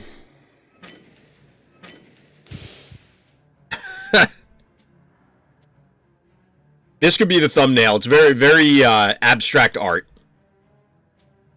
So this is a level 15 versus a level 13. They're actually pretty close. This is what we were talking about where, yes, it may appear like an enormous gap with stress levels, but when you're talking about what you actually use, sometimes it isn't that big of a... Now, don't get me wrong, it matters, but it may not be an enormous gap. Do we get the repositioning here? Because otherwise you could get the Noxious plus Cassowary invade. Like, how big is this Cassowary? It's a big cassowary. Pretty big cassowary.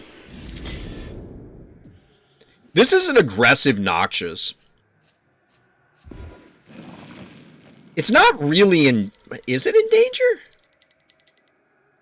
Spit, Hevo hit, Meatball. This feels like blobotomy is just kind of... I mean, they're obviously taking over a lot of the board, but I don't know that there's much that Karst can do from this position to push it back. Yeah, as you can see, they're just going to end up claiming this stim so that way they can try and clear stuff out. Get the muffin. I mean, there was a counter muffin here, so, you know, both players were well aware of what's happening. They're just kind of forcing the other player to do it. And that's something that I think a lot of people need to do more often, is just keep your opponent honest. Yes, you can say, oh, well, they're just going to do this. So why should I bother doing... Like, they're going to do X, so why should I bother doing Y? And the answer is, we'll make them do it. Sometimes, you don't want that to happen. But sometimes you just need to force them to expend the keys. In this case, it was a one-key exchange. But getting Muffin off the board matters. Karst could have said, well, I'm just not going to bother poisoning because they're going to Muffin. But then the Muffin is still available. Make them expend resources.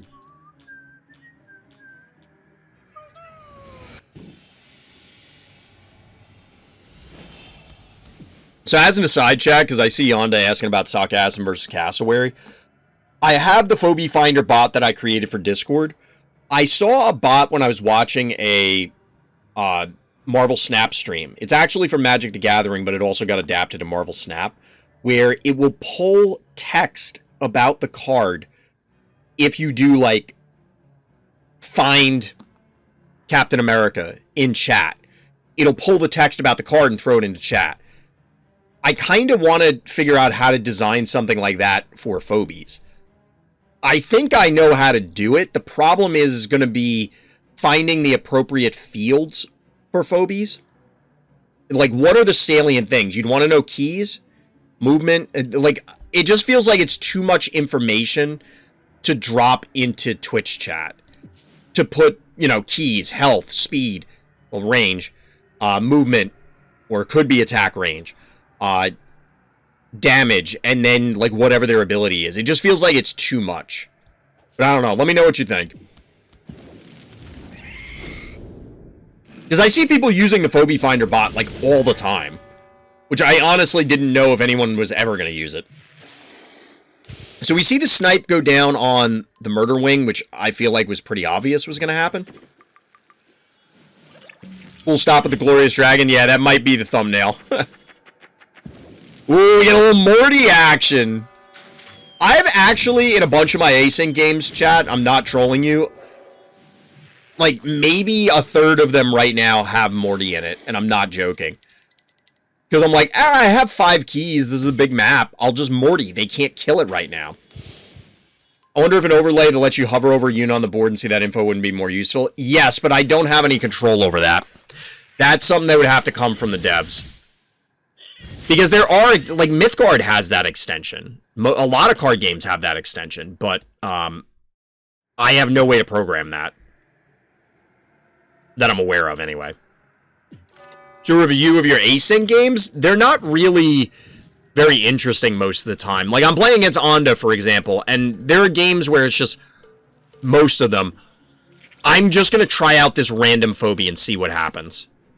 And therefore, I end up throwing the game. So, like, they might be interesting, but not really. You know what I mean? And the ones I win because I'm just dominating the person on levels. Because it's just like, there's nothing they can do. I don't think my async games are very interesting. Otherwise, I don't have a problem doing it. I just don't think there's much to be gleaned.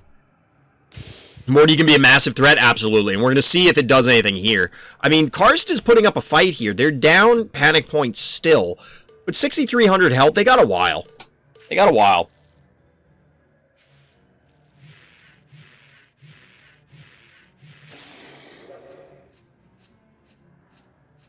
This Morty, well, it can no longer because of the Ray Charles. I was going to say I could try and sneak down here and cap this point.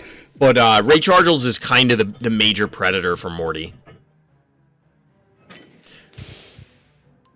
And we get a kaboom. Oh, baby. I wonder why Onda liked this game. I can't imagine. Chat, I can't figure it out.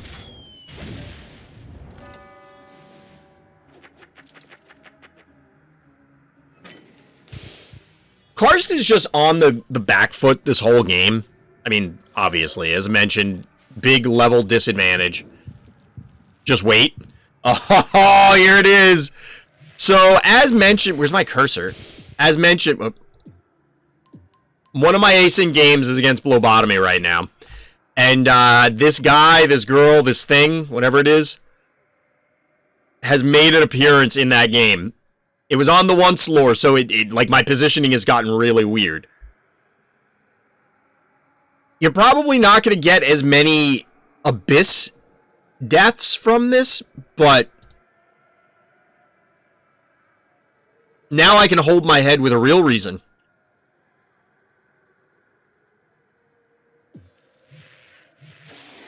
You know, the thing that I learned, though, chat, when Akira got loaded, that I didn't realize, because how often do you see Akira right now? Akira only has a one-turn warm-up.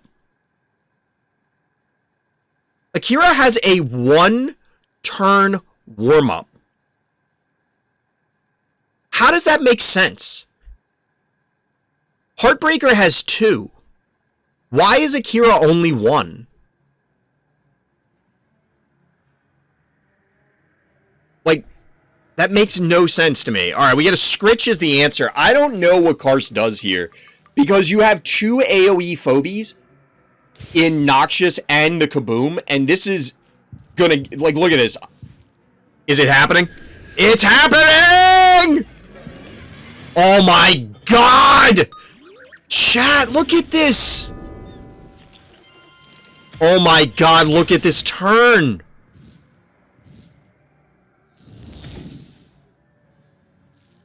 Chat, this is absolutely brutal. What are you supposed to do here?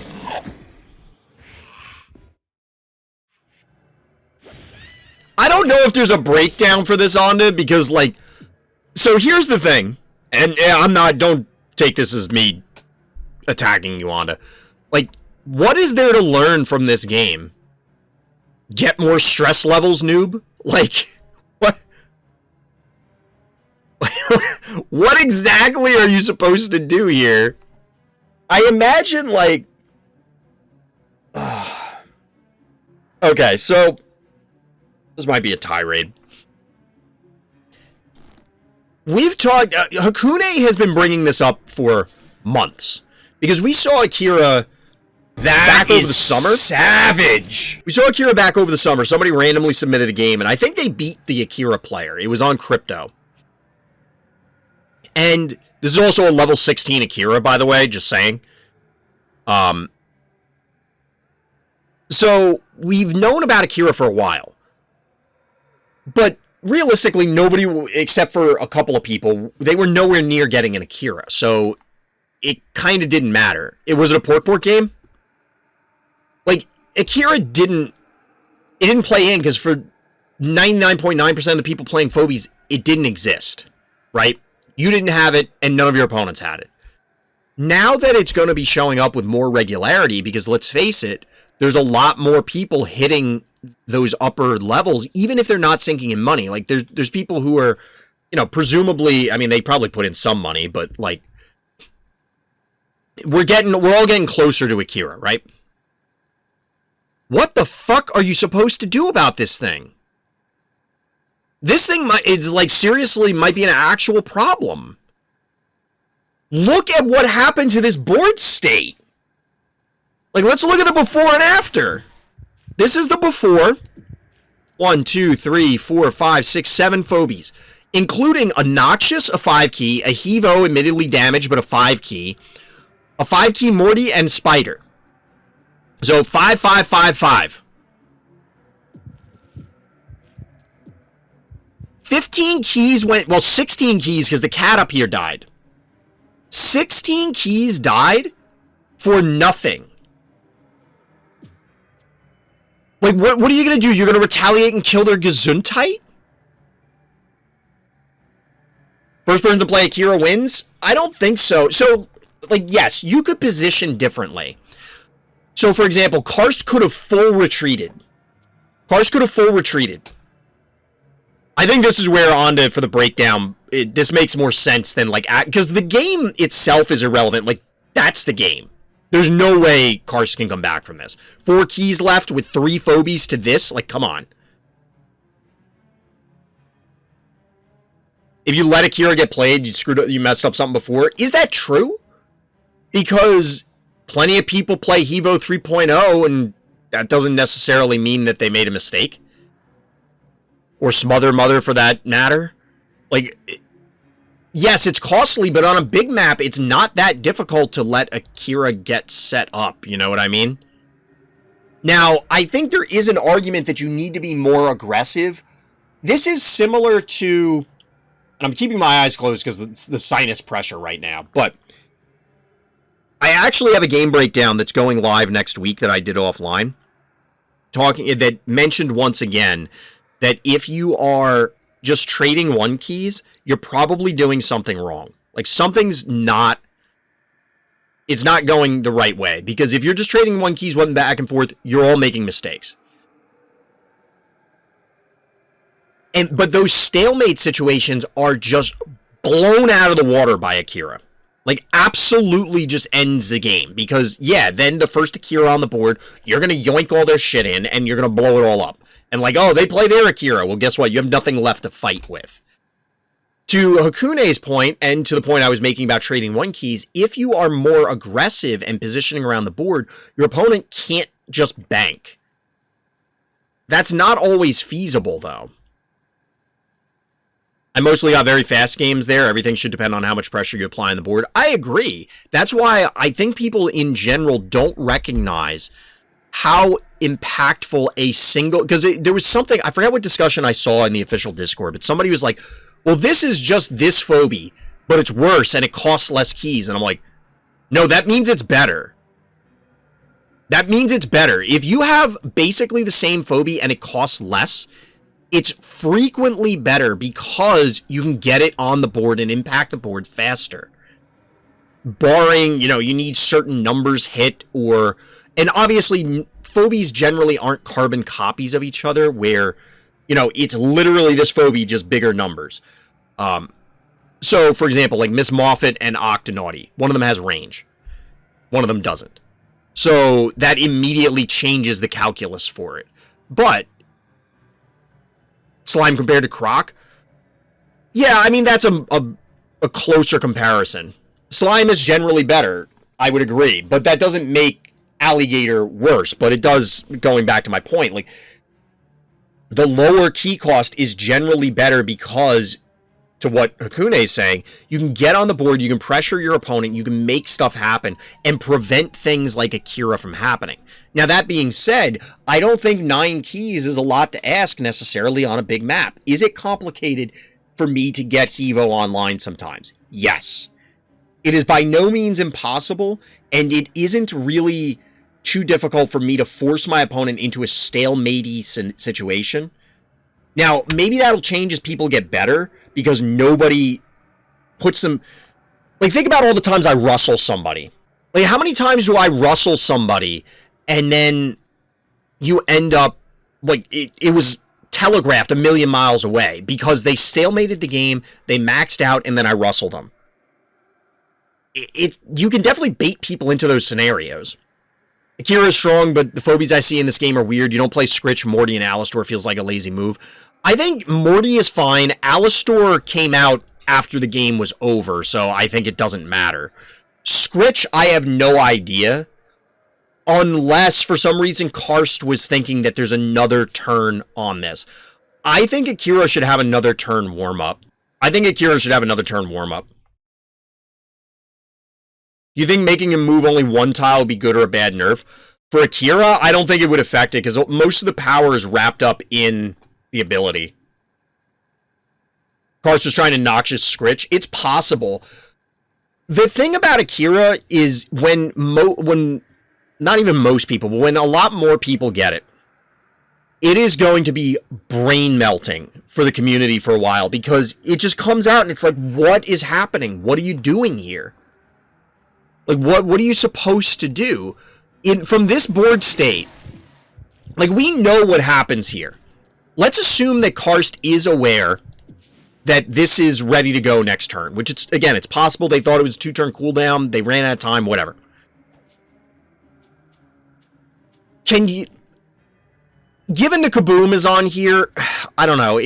I think it's weird and it's obvious in hindsight, but like, is it really obvious that you're going to lose all 3 of these and the cat, I guess, on this turn? This was async? All right, then yeah, you probably should have seen it coming. But like, I think it's going to be brain melting because it is difficult to determine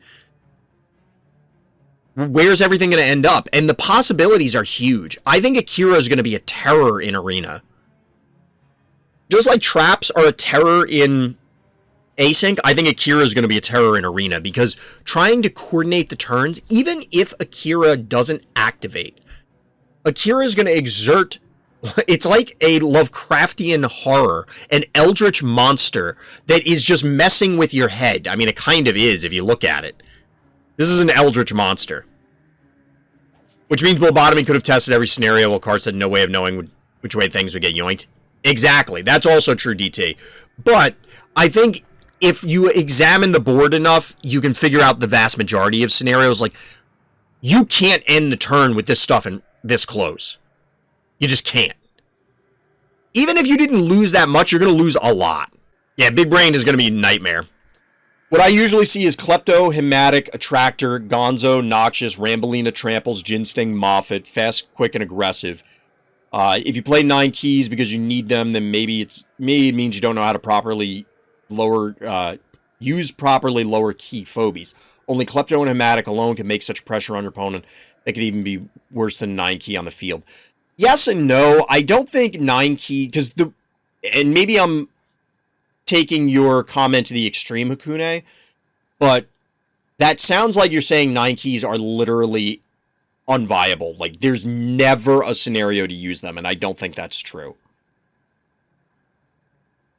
I don't think that's true. I think 9 keys and other high key phobies get utilized way more than they should, because I agree with the sentiment that people don't properly manage their lower key phobies. That being said, I think that on a lot of maps, it's possible to stalemate with like a 1 panic point advantage, which will not kill your opponent very quickly, and you can't commit in safely as the player with the advantage, the panic point advantage, and then the losing player can simply bank, and then they go over the top with the 9 key to try and break whatever you're doing. I think that scenario exists, and it is a reasonable board state that happens. However, I think more often than not, 9 keys come out because people are just derping around and they're missing good plays, myself included. I don't want to make this sound like I'm coming down from on high and saying, well, I know better than all you stupid Phobies players. That's not what I'm saying. I'm not, you watch me stream, and yes, I'm screwing around on stream in an async, but there are times where I make legitimate mistakes. How many 1-key trades do you see after the Aliens release? Too many. I mean, don't get me wrong. I understand your point, Akune, and I agree. I don't know that I'd go so far, if I'm interpreting you properly. I wouldn't necessarily say that it's that hard and fast. Just make Akira 10-key forehead. I guess the counter to Akira might be to set up your side such that they play the ability at the location you want it to go off. They have a counter plan for that location. I mean, yes, but the possibilities for Akira are so ridiculous. It's almost impossible. All right, Zavadis, take it easy. Thanks for hanging out. Akira's strong. I always said it's king of phobies. I mentioned it before that you brought that up back when we were looking at the Pork replay. And now that we're Honestly, at the time, I remember downplaying it to a degree, mostly because I wasn't sure. I wasn't downplaying it a lot, but like, or at least I don't think I was. But it was also, yeah, we're going to see Akira in like 6 months, which we're coming up on it. And that now we got to worry about it. And I think Akira should have another turn on its warm-up, because I think you should give the other player a better opportunity to prepare. Kivo 3.0 is basically a big dummy that punches really good. Yes, it has fire, it has AoE, it has a lob, but that is a different power level than Akira.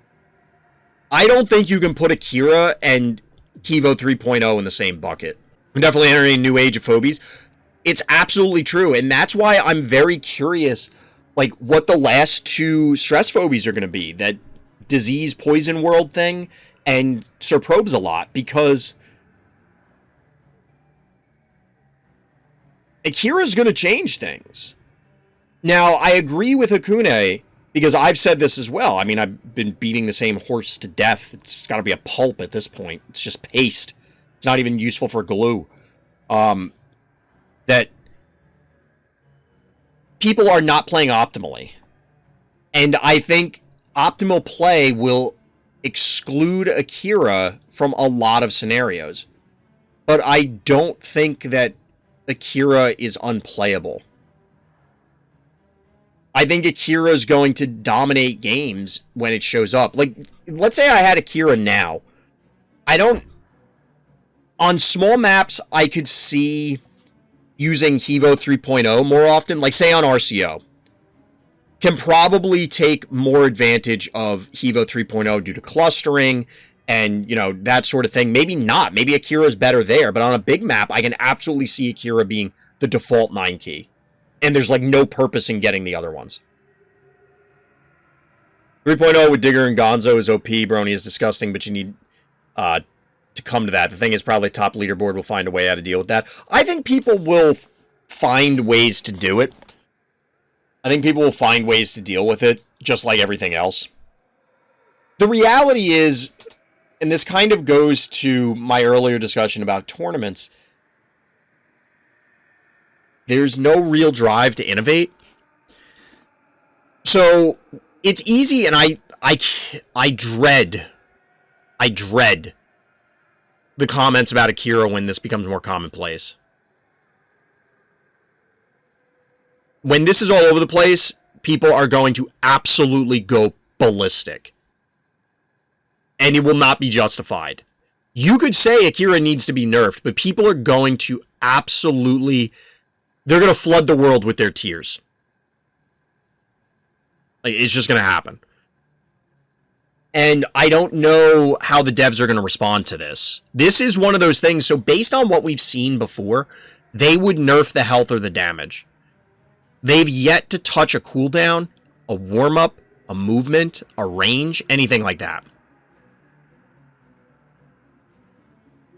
Nothing like that. They're only touching the health and the damage. So it's going to be interesting to see what they do for this, if people complain enough or if it shows that it's too powerful. I think there will be answers, though, but the reason I brought up tournaments is what's more likely? There's going to be a ton of complaining, or are people going to sit and figure out an answer? I can tell you what my money's on.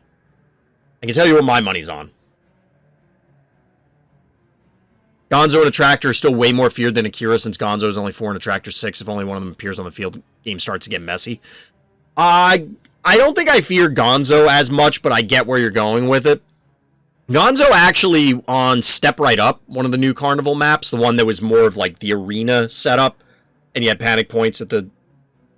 like that. I'm trying to picture it in my head and map it on the camera. Gonzo was real good there. Attractor, I think, still needs to be nerfed. I'm flabbergasted that it hasn't been. And going back to the earlier discussion, yeah, they cost less keys, so they should be more powerful than Akira, arguably. That doesn't mean that Akira isn't problematic. Just because something's worse doesn't mean that something else isn't bad. What's more likely, going to scream on the internet versus do work and solve problems? Exactly.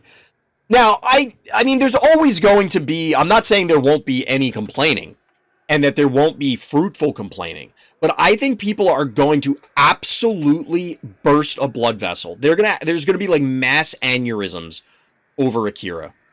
Way more than a tractor, and I agree. I think a tractor's more of a problem. Is Gonzo a problem? I mean, I guess. But, like, I don't think it's as big of a... I don't think Gonzo's on the same level as a tractor. But Akira, I don't know. My 15-win streak, I probably used Gonzo in all of them. My previous 2 seasons, it was my tactical MVP. I mean, I think Gonzo's really, really good. I think Gonzo makes math for your opponent very, very complex. But I don't think it's as good as a tractor. I think a tractor's way more of an issue. Even with being 2 more keys.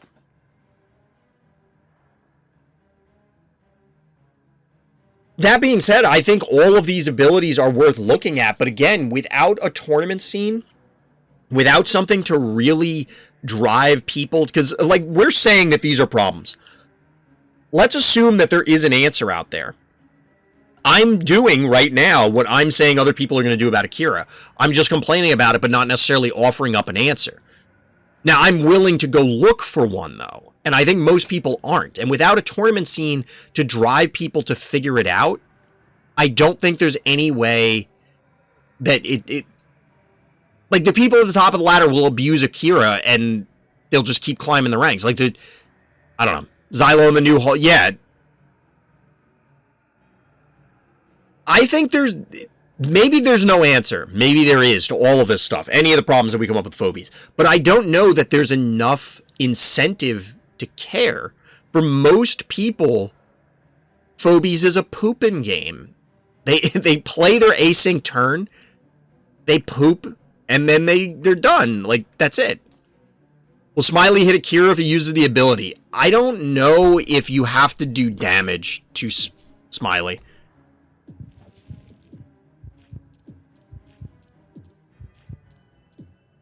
Yeah, there's really not much else we need to see in this game, so we can go check.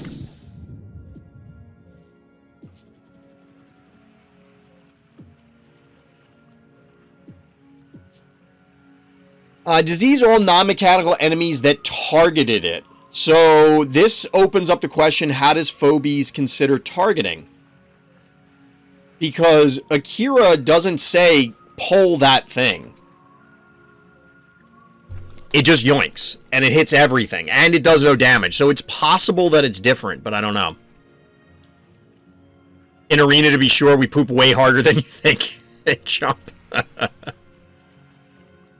I haven't played Phobie since the Alien expansion. I still love watching the game. Wish I had a more active scene, but we're working on a Roxbridge. I'm trying to create that league. I don't know if you were here when I was talking about it. Well, we don't know about that, Onda. That's what I was saying, is that...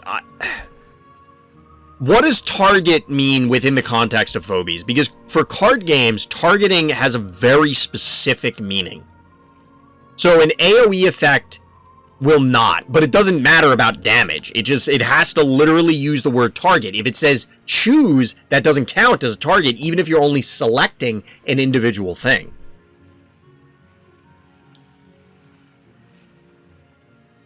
You have to have damage for Smiley to get disease. Description is misleading, we know, because of Heartbreaker. Has that come up? I have not seen that interaction, DT, so I'll take your word on it.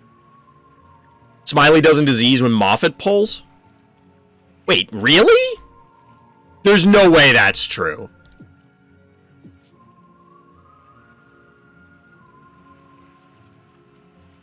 That can't be true. Is it really, Akune? Can anybody confirm that?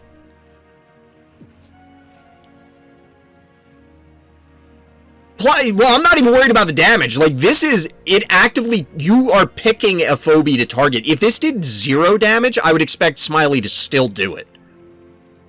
Smiley may actually, behind the scenes, require damage to be done. But here's another hypothetical. Let's say there's a Smiley out. Well, Repeller's not a good example. It doesn't matter. Let's say it's Stabby. And Stabby gets powered down. No, that's fair, Akune. Let's say Stabby gets powered down by, you know, Wooly Bully, Bad Omen, Oopsie Baby, whatever. and it attacks a smiley, will it get diseased? We're assuming here that the stabby is reduced to 0 damage. Does it get diseased?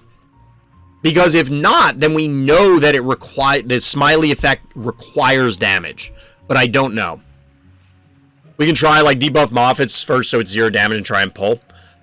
That's the thing, is, like, I'm curious how that works.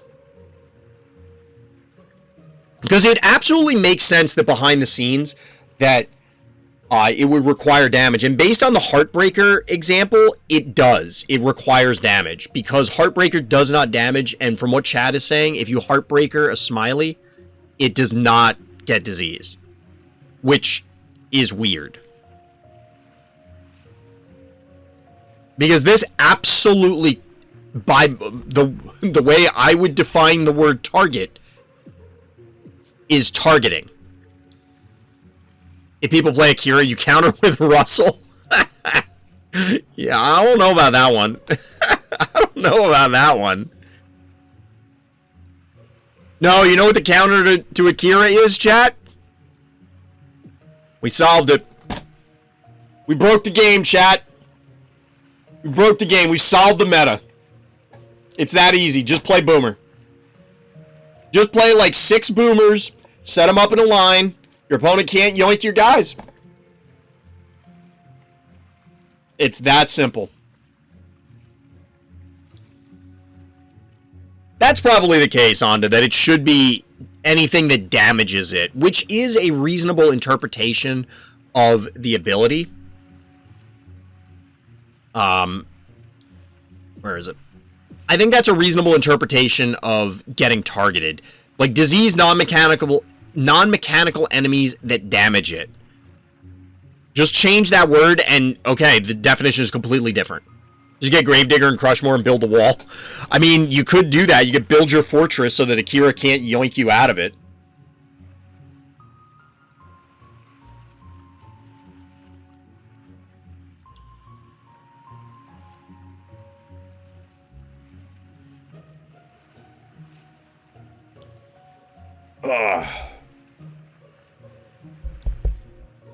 I don't know. I think this is a cool discussion, chat. I think there's still a lot more. If Akira gets played, then you can Gravedigger and Crushmore. Yeah, I said it first. That might be a reasonable answer, and that's why I was saying earlier, like, the complaining is going to be a cascade. It's going to be a tidal wave. But that doesn't mean there aren't answers.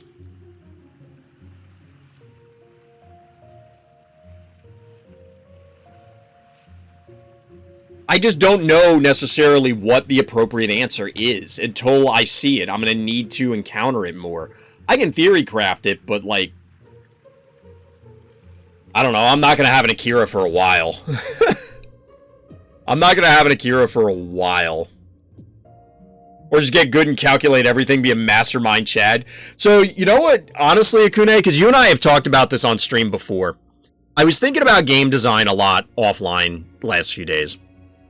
Because I was looking for other games I wanted to play. And I was trying to figure out, well, what kind of game am I looking for? And I was thinking about variance. And trust me, we'll come back to a comment that you specifically had said, Akune, which I agreed with and was thinking at the same time, way back. But I've been thinking about miniatures games. Like, we're talking Warhammer 40k, the WoW Minis game, Carnival. There's tons of them, right? Where it's like Phobies. You have miniatures, you put them on a board, you battle it out with your opponent. But instead of Phobies where there's 0 variance, the Phobies always do the damage that they do. Like, there's a chance when you roll the dice that your guy just misses. Or something goes catastrophically wrong. Or your opponent crits every time, and they deal 1 billion damage more than you do. That's the part that I hate, that I love that Phobies has fixed. However, Phobies has a number of other elements, such as, well, we'll call it a mana curve, but the key resource system. As well as a variety of other things that play into it, like the changing maps and things like that, that allow for more varied gameplay. If you just basically ported Phobies to real life and tried to do it with some of these other games, I don't know how well it would work without porting all of the Phobies systems. Because in those games, you typically deploy things to the board, and they're just on there. So the question came up in my mind of like, how do I solve this with, or what do I do about the variance? And like, what games am I looking for? And it's an interesting discussion. I haven't really decided about it yet of like, how do you insert something so that it's not super deterministic? Like you can literally figure out all of the game's moves before the game even starts. Like you just put everything on the board and you're like, oh, well, that guy wins. And one of the things that Akune had brought up, and I've mentioned this also before on stream, is that in chess or in Go, it is just not possible for a human being to calculate out everything. There's just too many moves. There are computers that could probably do it. Maybe not even for Go, but I know that the Go world champion, more than a few years ago, was beaten. But I don't remember all the details for that. But the point is that there's so many viable moves at any given point. And this kind of is like Akira. And Akira shows up on the board and it's like, okay, what happens? Well, a lot of things. And instead of trying to beat the variance, to remove the variance by like, okay, well, we'll have these systems where you can change a die roll if these conditions are met, or you have this redundancy so that it smooths out the variance, but every once in a while something good or bad will happen. Or you have these other systems where if you get hosed so many times in a row, then you build up a resource that lets you do something else. Or any of an infinite number of other scenarios.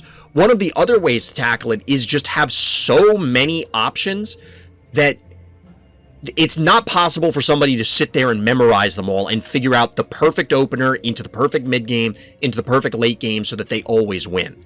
It's just, there's so many things going on at any given stage of the game that, yes, the better player will win most or all of the time, but it requires that you're constantly playing well each time. You're not necessarily going to be able to just do this rote game plan, game in and game out.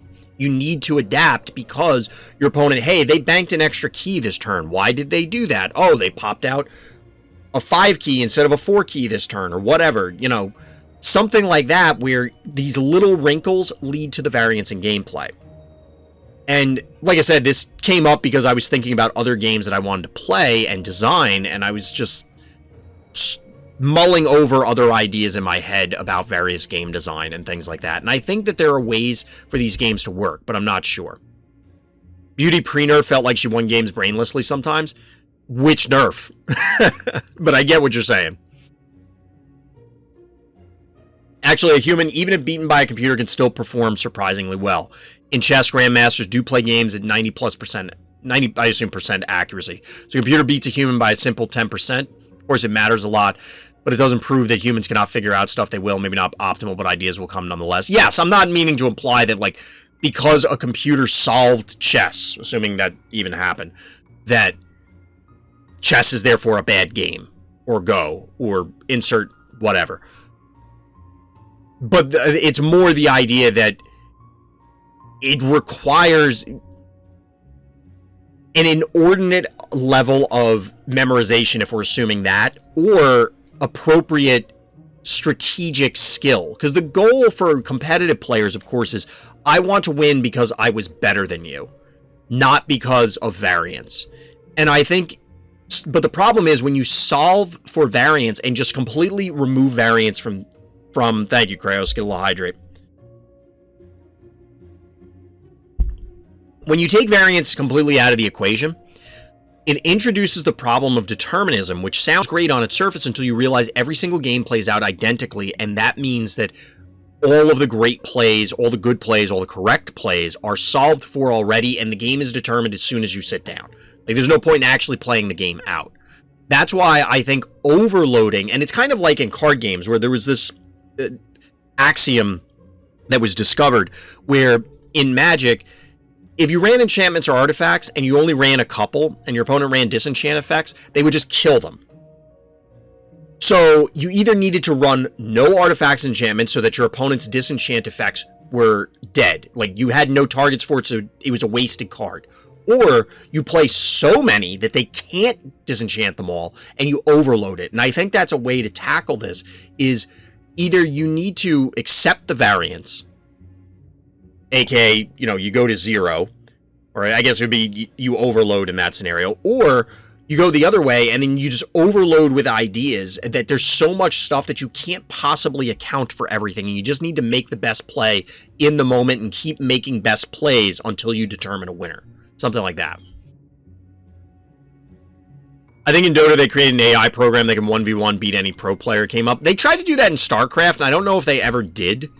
But yeah, there are things a machine can do micro-wise that a human being literally cannot. Like, it's just not possible sort of thing.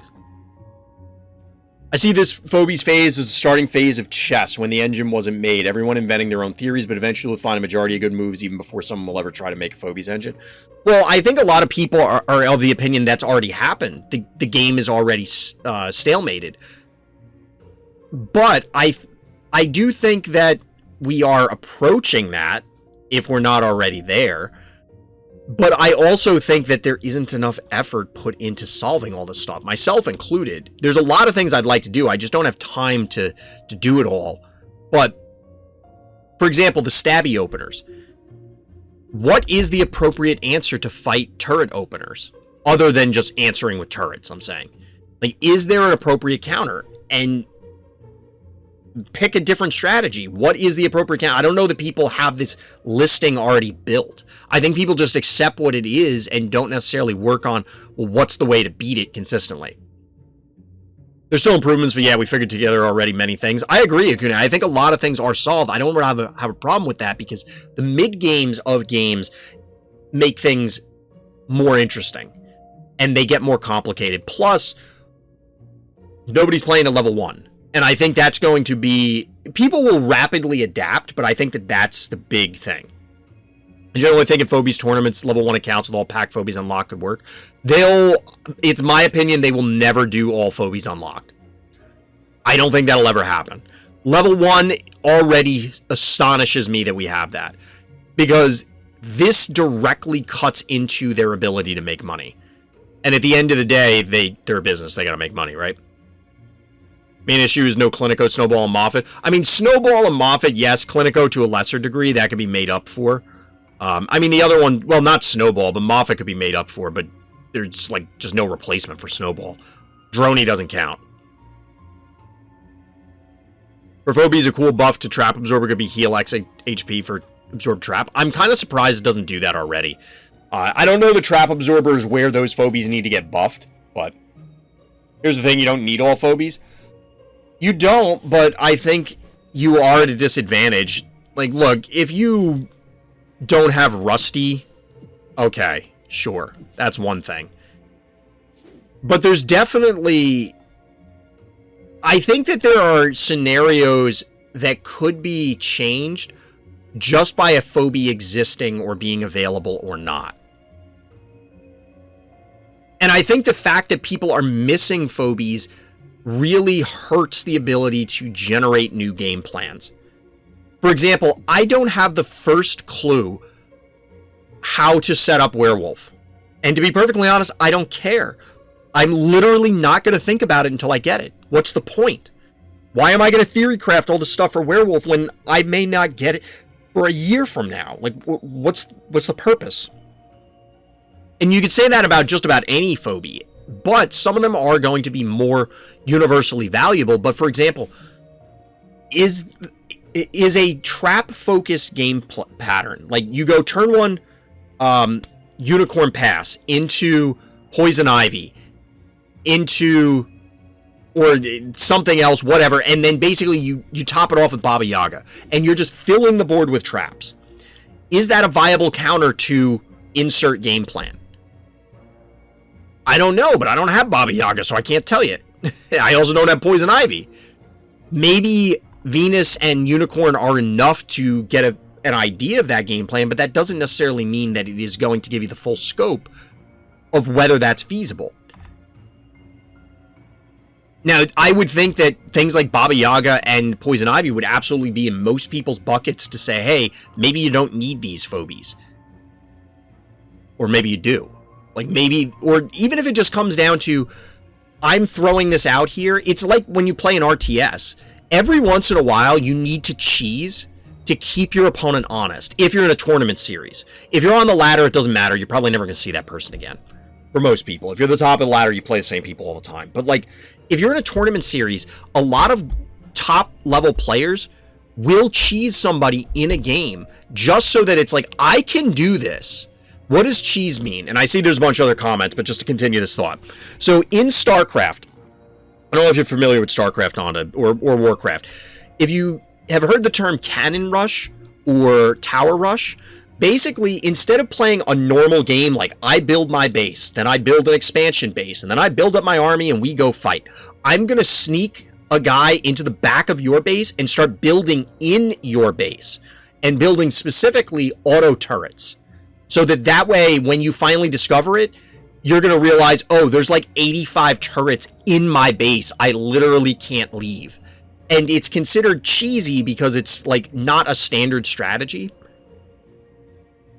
And it's often like, it's kind of like dirty tricks, sort of.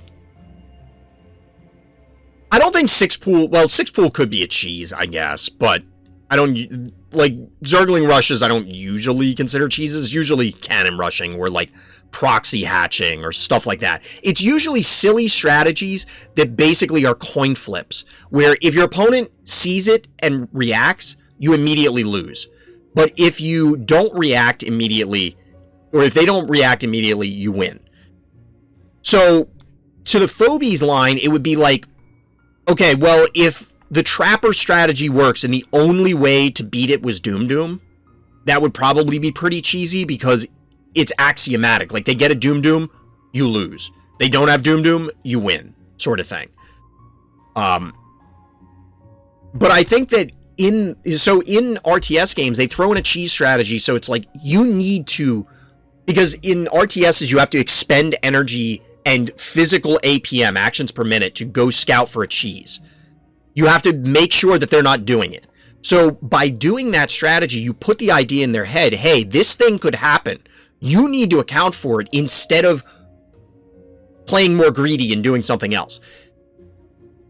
In Phobies, there is a level of that because you don't know what your opponent's collection is. So, oh, well, they may not know. Like, me doing Russell is kind of a cheese. It's borderline, but it's kind of a cheese where it's like, who the hell uses Russell? And most people are not prepared for it. But I think that because of the collection problems in Phobies, it prevents these sort of things, and it's another reason why I like the idea of a series in Phobies, like Best 2 of 3, calling back to the tournament discussion earlier, where I think that there's something to be said for doing that. I don't know. Not like quick wins in chess, you have to watch them, but they rarely work. I don't know how many of those strategies exist in chess, but yeah, like, it's doing something incredibly risky that if it wins, or if it works, you immediately win. And if it doesn't work, you immediately lose, is kind of what it boils down to. If you have a tractor, you win. I have lost some games offline with the tractor, but I'm just kind of like, again, I'm just doing stuff. I'm intentionally putting it in weird positions to try and push the boundaries. Yeah, you definitely don't need all Phobies. I was suggesting if the devs wanted to promote a tournament, they should provide level 1 accounts with all packs of Phobies. I think that would only happen, Roxbridge, if they were going to do, like, Phobies Worlds. Because they do that for Magic, for example. Or they used to, because Magic's organized play is a cluster right now. But, for example, they one year played the Magic Worlds or some big tournament on Arena. So they created... And they've done this in, like, years in the past on Magic Online for, like, promotional events, where they would create accounts for the players that had everything, so that they wouldn't have to log in with their accounts either because they were missing stuff, and they didn't want, you know, like, it's not a great showcase if, oh, well, this player literally just doesn't have this deck, that sort of thing. That would be cool, Onda, but I don't know. We talked about that before with some of the other mechs. I think it's a cool pattern to continue, where you have a higher key phobie, and then, because you have Morty for the Droney series, you have Hevo 3.0 for this series, where the highest level one is all black, and it's like the assassin one. It's pretty cool. I want it to be a Hydra with 2 moves, with regular movement. It doesn't even necessarily need an ability. It will have an ability because, well, I guess it doesn't have to because Morty doesn't. But what if it was Hydra just like, it was fast? Or Hydra and they literally gave it, well, you couldn't because you got to reuse the model. I was just saying give it legs, but... Usually when we play Gargles, Charon, Sushi, Barzilla, Rusty, etc., you already went, or, yeah. I agree.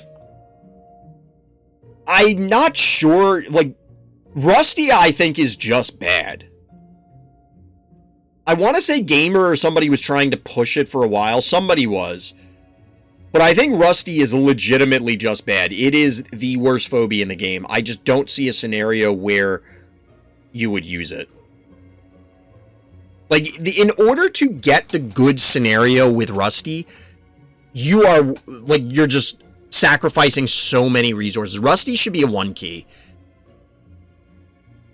Or do some damage or something. I don't know. But, like, Rusty sucks. Sushi, I understand what they're trying to do. I just don't know that it can ever be good unless it is oppressive. I think the numbers would have to be so high for it to be oppressive. If there's a Gonzo 2.0 and 3.0, you're going to uninstall. What if they had different abilities? Like, they didn't buff. I think Gargles actually is reasonable. That's a phobie that I just haven't had time to really put the effort into. I think there's ways to make Gargles valuable. Because it's such a unique ability. Barzilla is just a big dummy that punches good. Or burps good, as we determined. And... Alright, well, there's a place for that, but I would almost always rather have something else. Again, it's one of those where if the numbers make it good enough to play, it's probably overshadowing everything. Charon, I think, still has purpose, but... Wait, what? Why is clicking up here? Oh, because it's... Technically, you can click on this. That's weird. I'm still waiting on people to abuse Bad Omen. I think most people just don't have it. I would love to know the numbers, although they'll never say it. How many people bought the bundle? I doubt it's many, because otherwise I think this thing would be everywhere. Like, actually everywhere. I think this thing is problematically good. I want a 10-key mech and undead and every other phobies, and when that phobie shows up, its powers of phobies of the same region. Oh, so it's like an undead lord or something? That would be interesting. We're aware of at least one person? Yes, but you're only showing up sometimes for phobies, Doc. I don't know how much you're playing it anymore. Then again, you've had other stuff going on. We need more plague phobies, more disease. Do we, though? I wouldn't be opposed to, like, one more. But there's a point where, what if somebody literally can pump out a disease phobie every turn? Like, is that really healthy? How about that one, chat? How about that for a dad joke?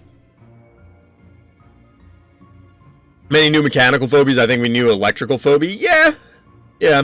Pump out a mech every turn and win. It depends. If they're like foul, that's fine. Because foul is a threat on its own. I mean, you're mostly doing it for funky chicken, but like, you know.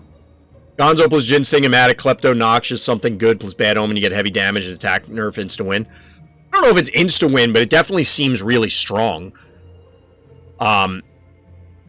I think if you can set that up, it's actually going to be really abusive.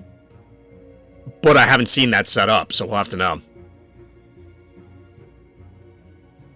Well, we discussed this before, too many players don't have a disease phobia. But is disease a mechanic that you really want running around a lot? Also, Bad Omen has a kill me sign attached to it. It hits the board and it's immediately on this. The problem is that can you actually kill the Bad Omen that quickly? I mean, yeah, some people can, but like... The whole point is it runs in and debuffs your team, therefore being unable to kill it. I don't know, There's a lot of things that phobies can do. I'm still of the opinion that the biggest balance changes should be done through the maps. And that's why I want the ability to curate the map pool for tournaments. Disease has to not be good to be playable. That's the problem, is I think if a lot of disease was around, and they were all playable, it would be a serious issue.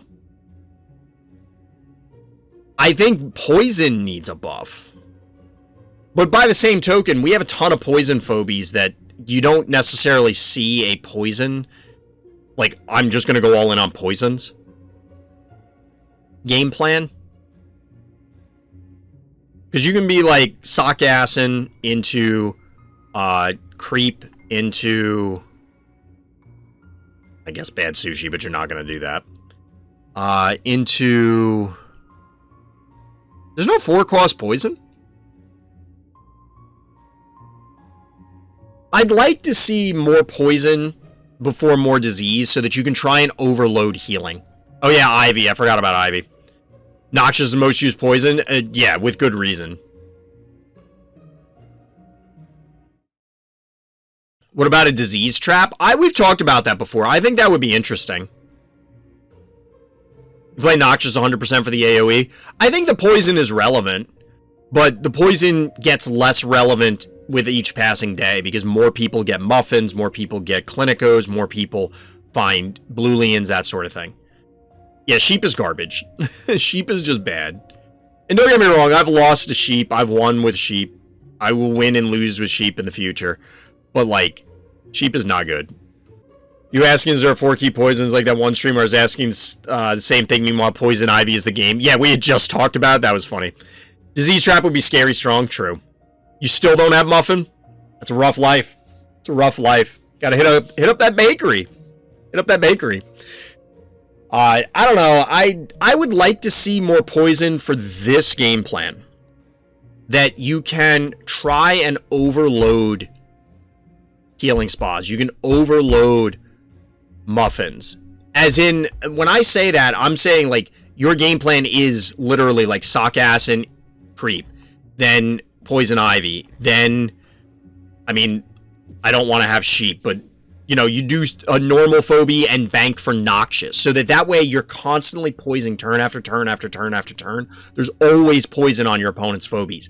And as a result, they're either constantly shuffling their guys onto healing spas, or they're forced into things like Clinico, which disrupts their normal script. Is that actually viable? Probably not. Sounds nice on paper, but join the Phobies cooking event for a higher chance to get Muffin God. Yeah, Onda, I didn't see... Well, you posted your Phobies dish in my Discord, right? I'm telling you, I'm waiting for people to just post raw slabs of chicken. I'm waiting for... But technically that isn't cooked, so I don't think you'd win then. Somebody's going to make a brony cake. There's probably going to be 1,000 people making muffins. I think we don't have disease traps, because you put a trap on a healing spa and then... to cure poison, then it would be a problem. It could be, but at a certain point, if some... So here's a game design thing. You can't account for everything because you need to let people be better than other people.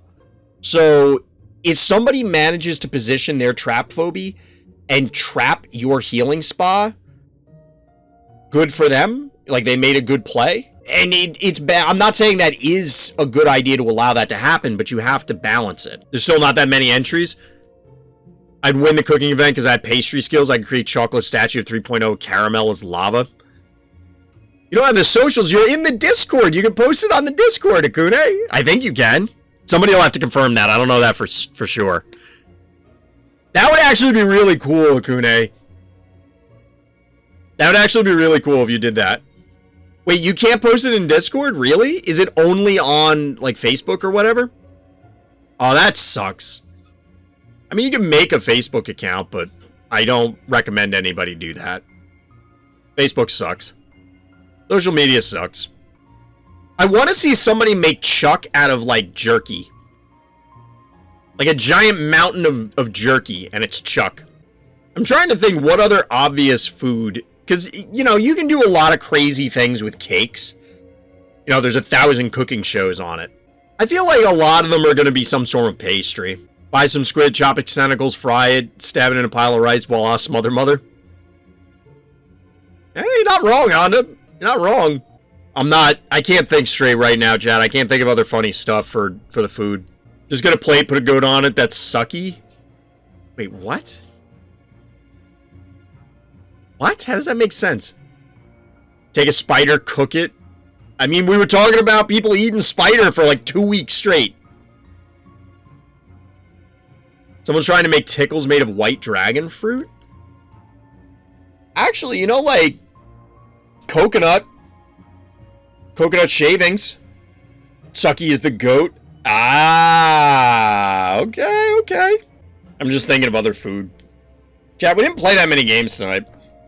That's okay. Like I said, I don't think I'm gonna hit my gold. I gotta finish a lot of games before tomorrow night. It's not happening. Venus is cabbage. True. Crab for Clobster. Super glue some Twizzlers to somebody's toe. Well, that's what we'll do with my foot, Taco, when diabetes demands that I have to get it chopped off. And with that, maybe we close up the Phobies portion of the stream and we play some Pokemon, chat. I don't know. What do you think? All right, so definitely a lot of fun playing Phobies tonight. We had some really cool discussions, but if you want to hear these live, come by the live stream, RTChompGG over on Twitch. Of course, you can hit up the links for that, as well as the Discord down in the description of this video. And as always, likes and subscribes do help. I didn't say it a lot during this particular stream, but seriously, they do. Trying to hit 1,000 subscribers, trying to grow the channel and all of the associated accoutrements. I was going to say tendrils, and I don't know why I was going to say tendrils, but that's going to do it for this particular stream. So as always, everybody, thank you for listening. Thank you for watching. And Black Lives Matter.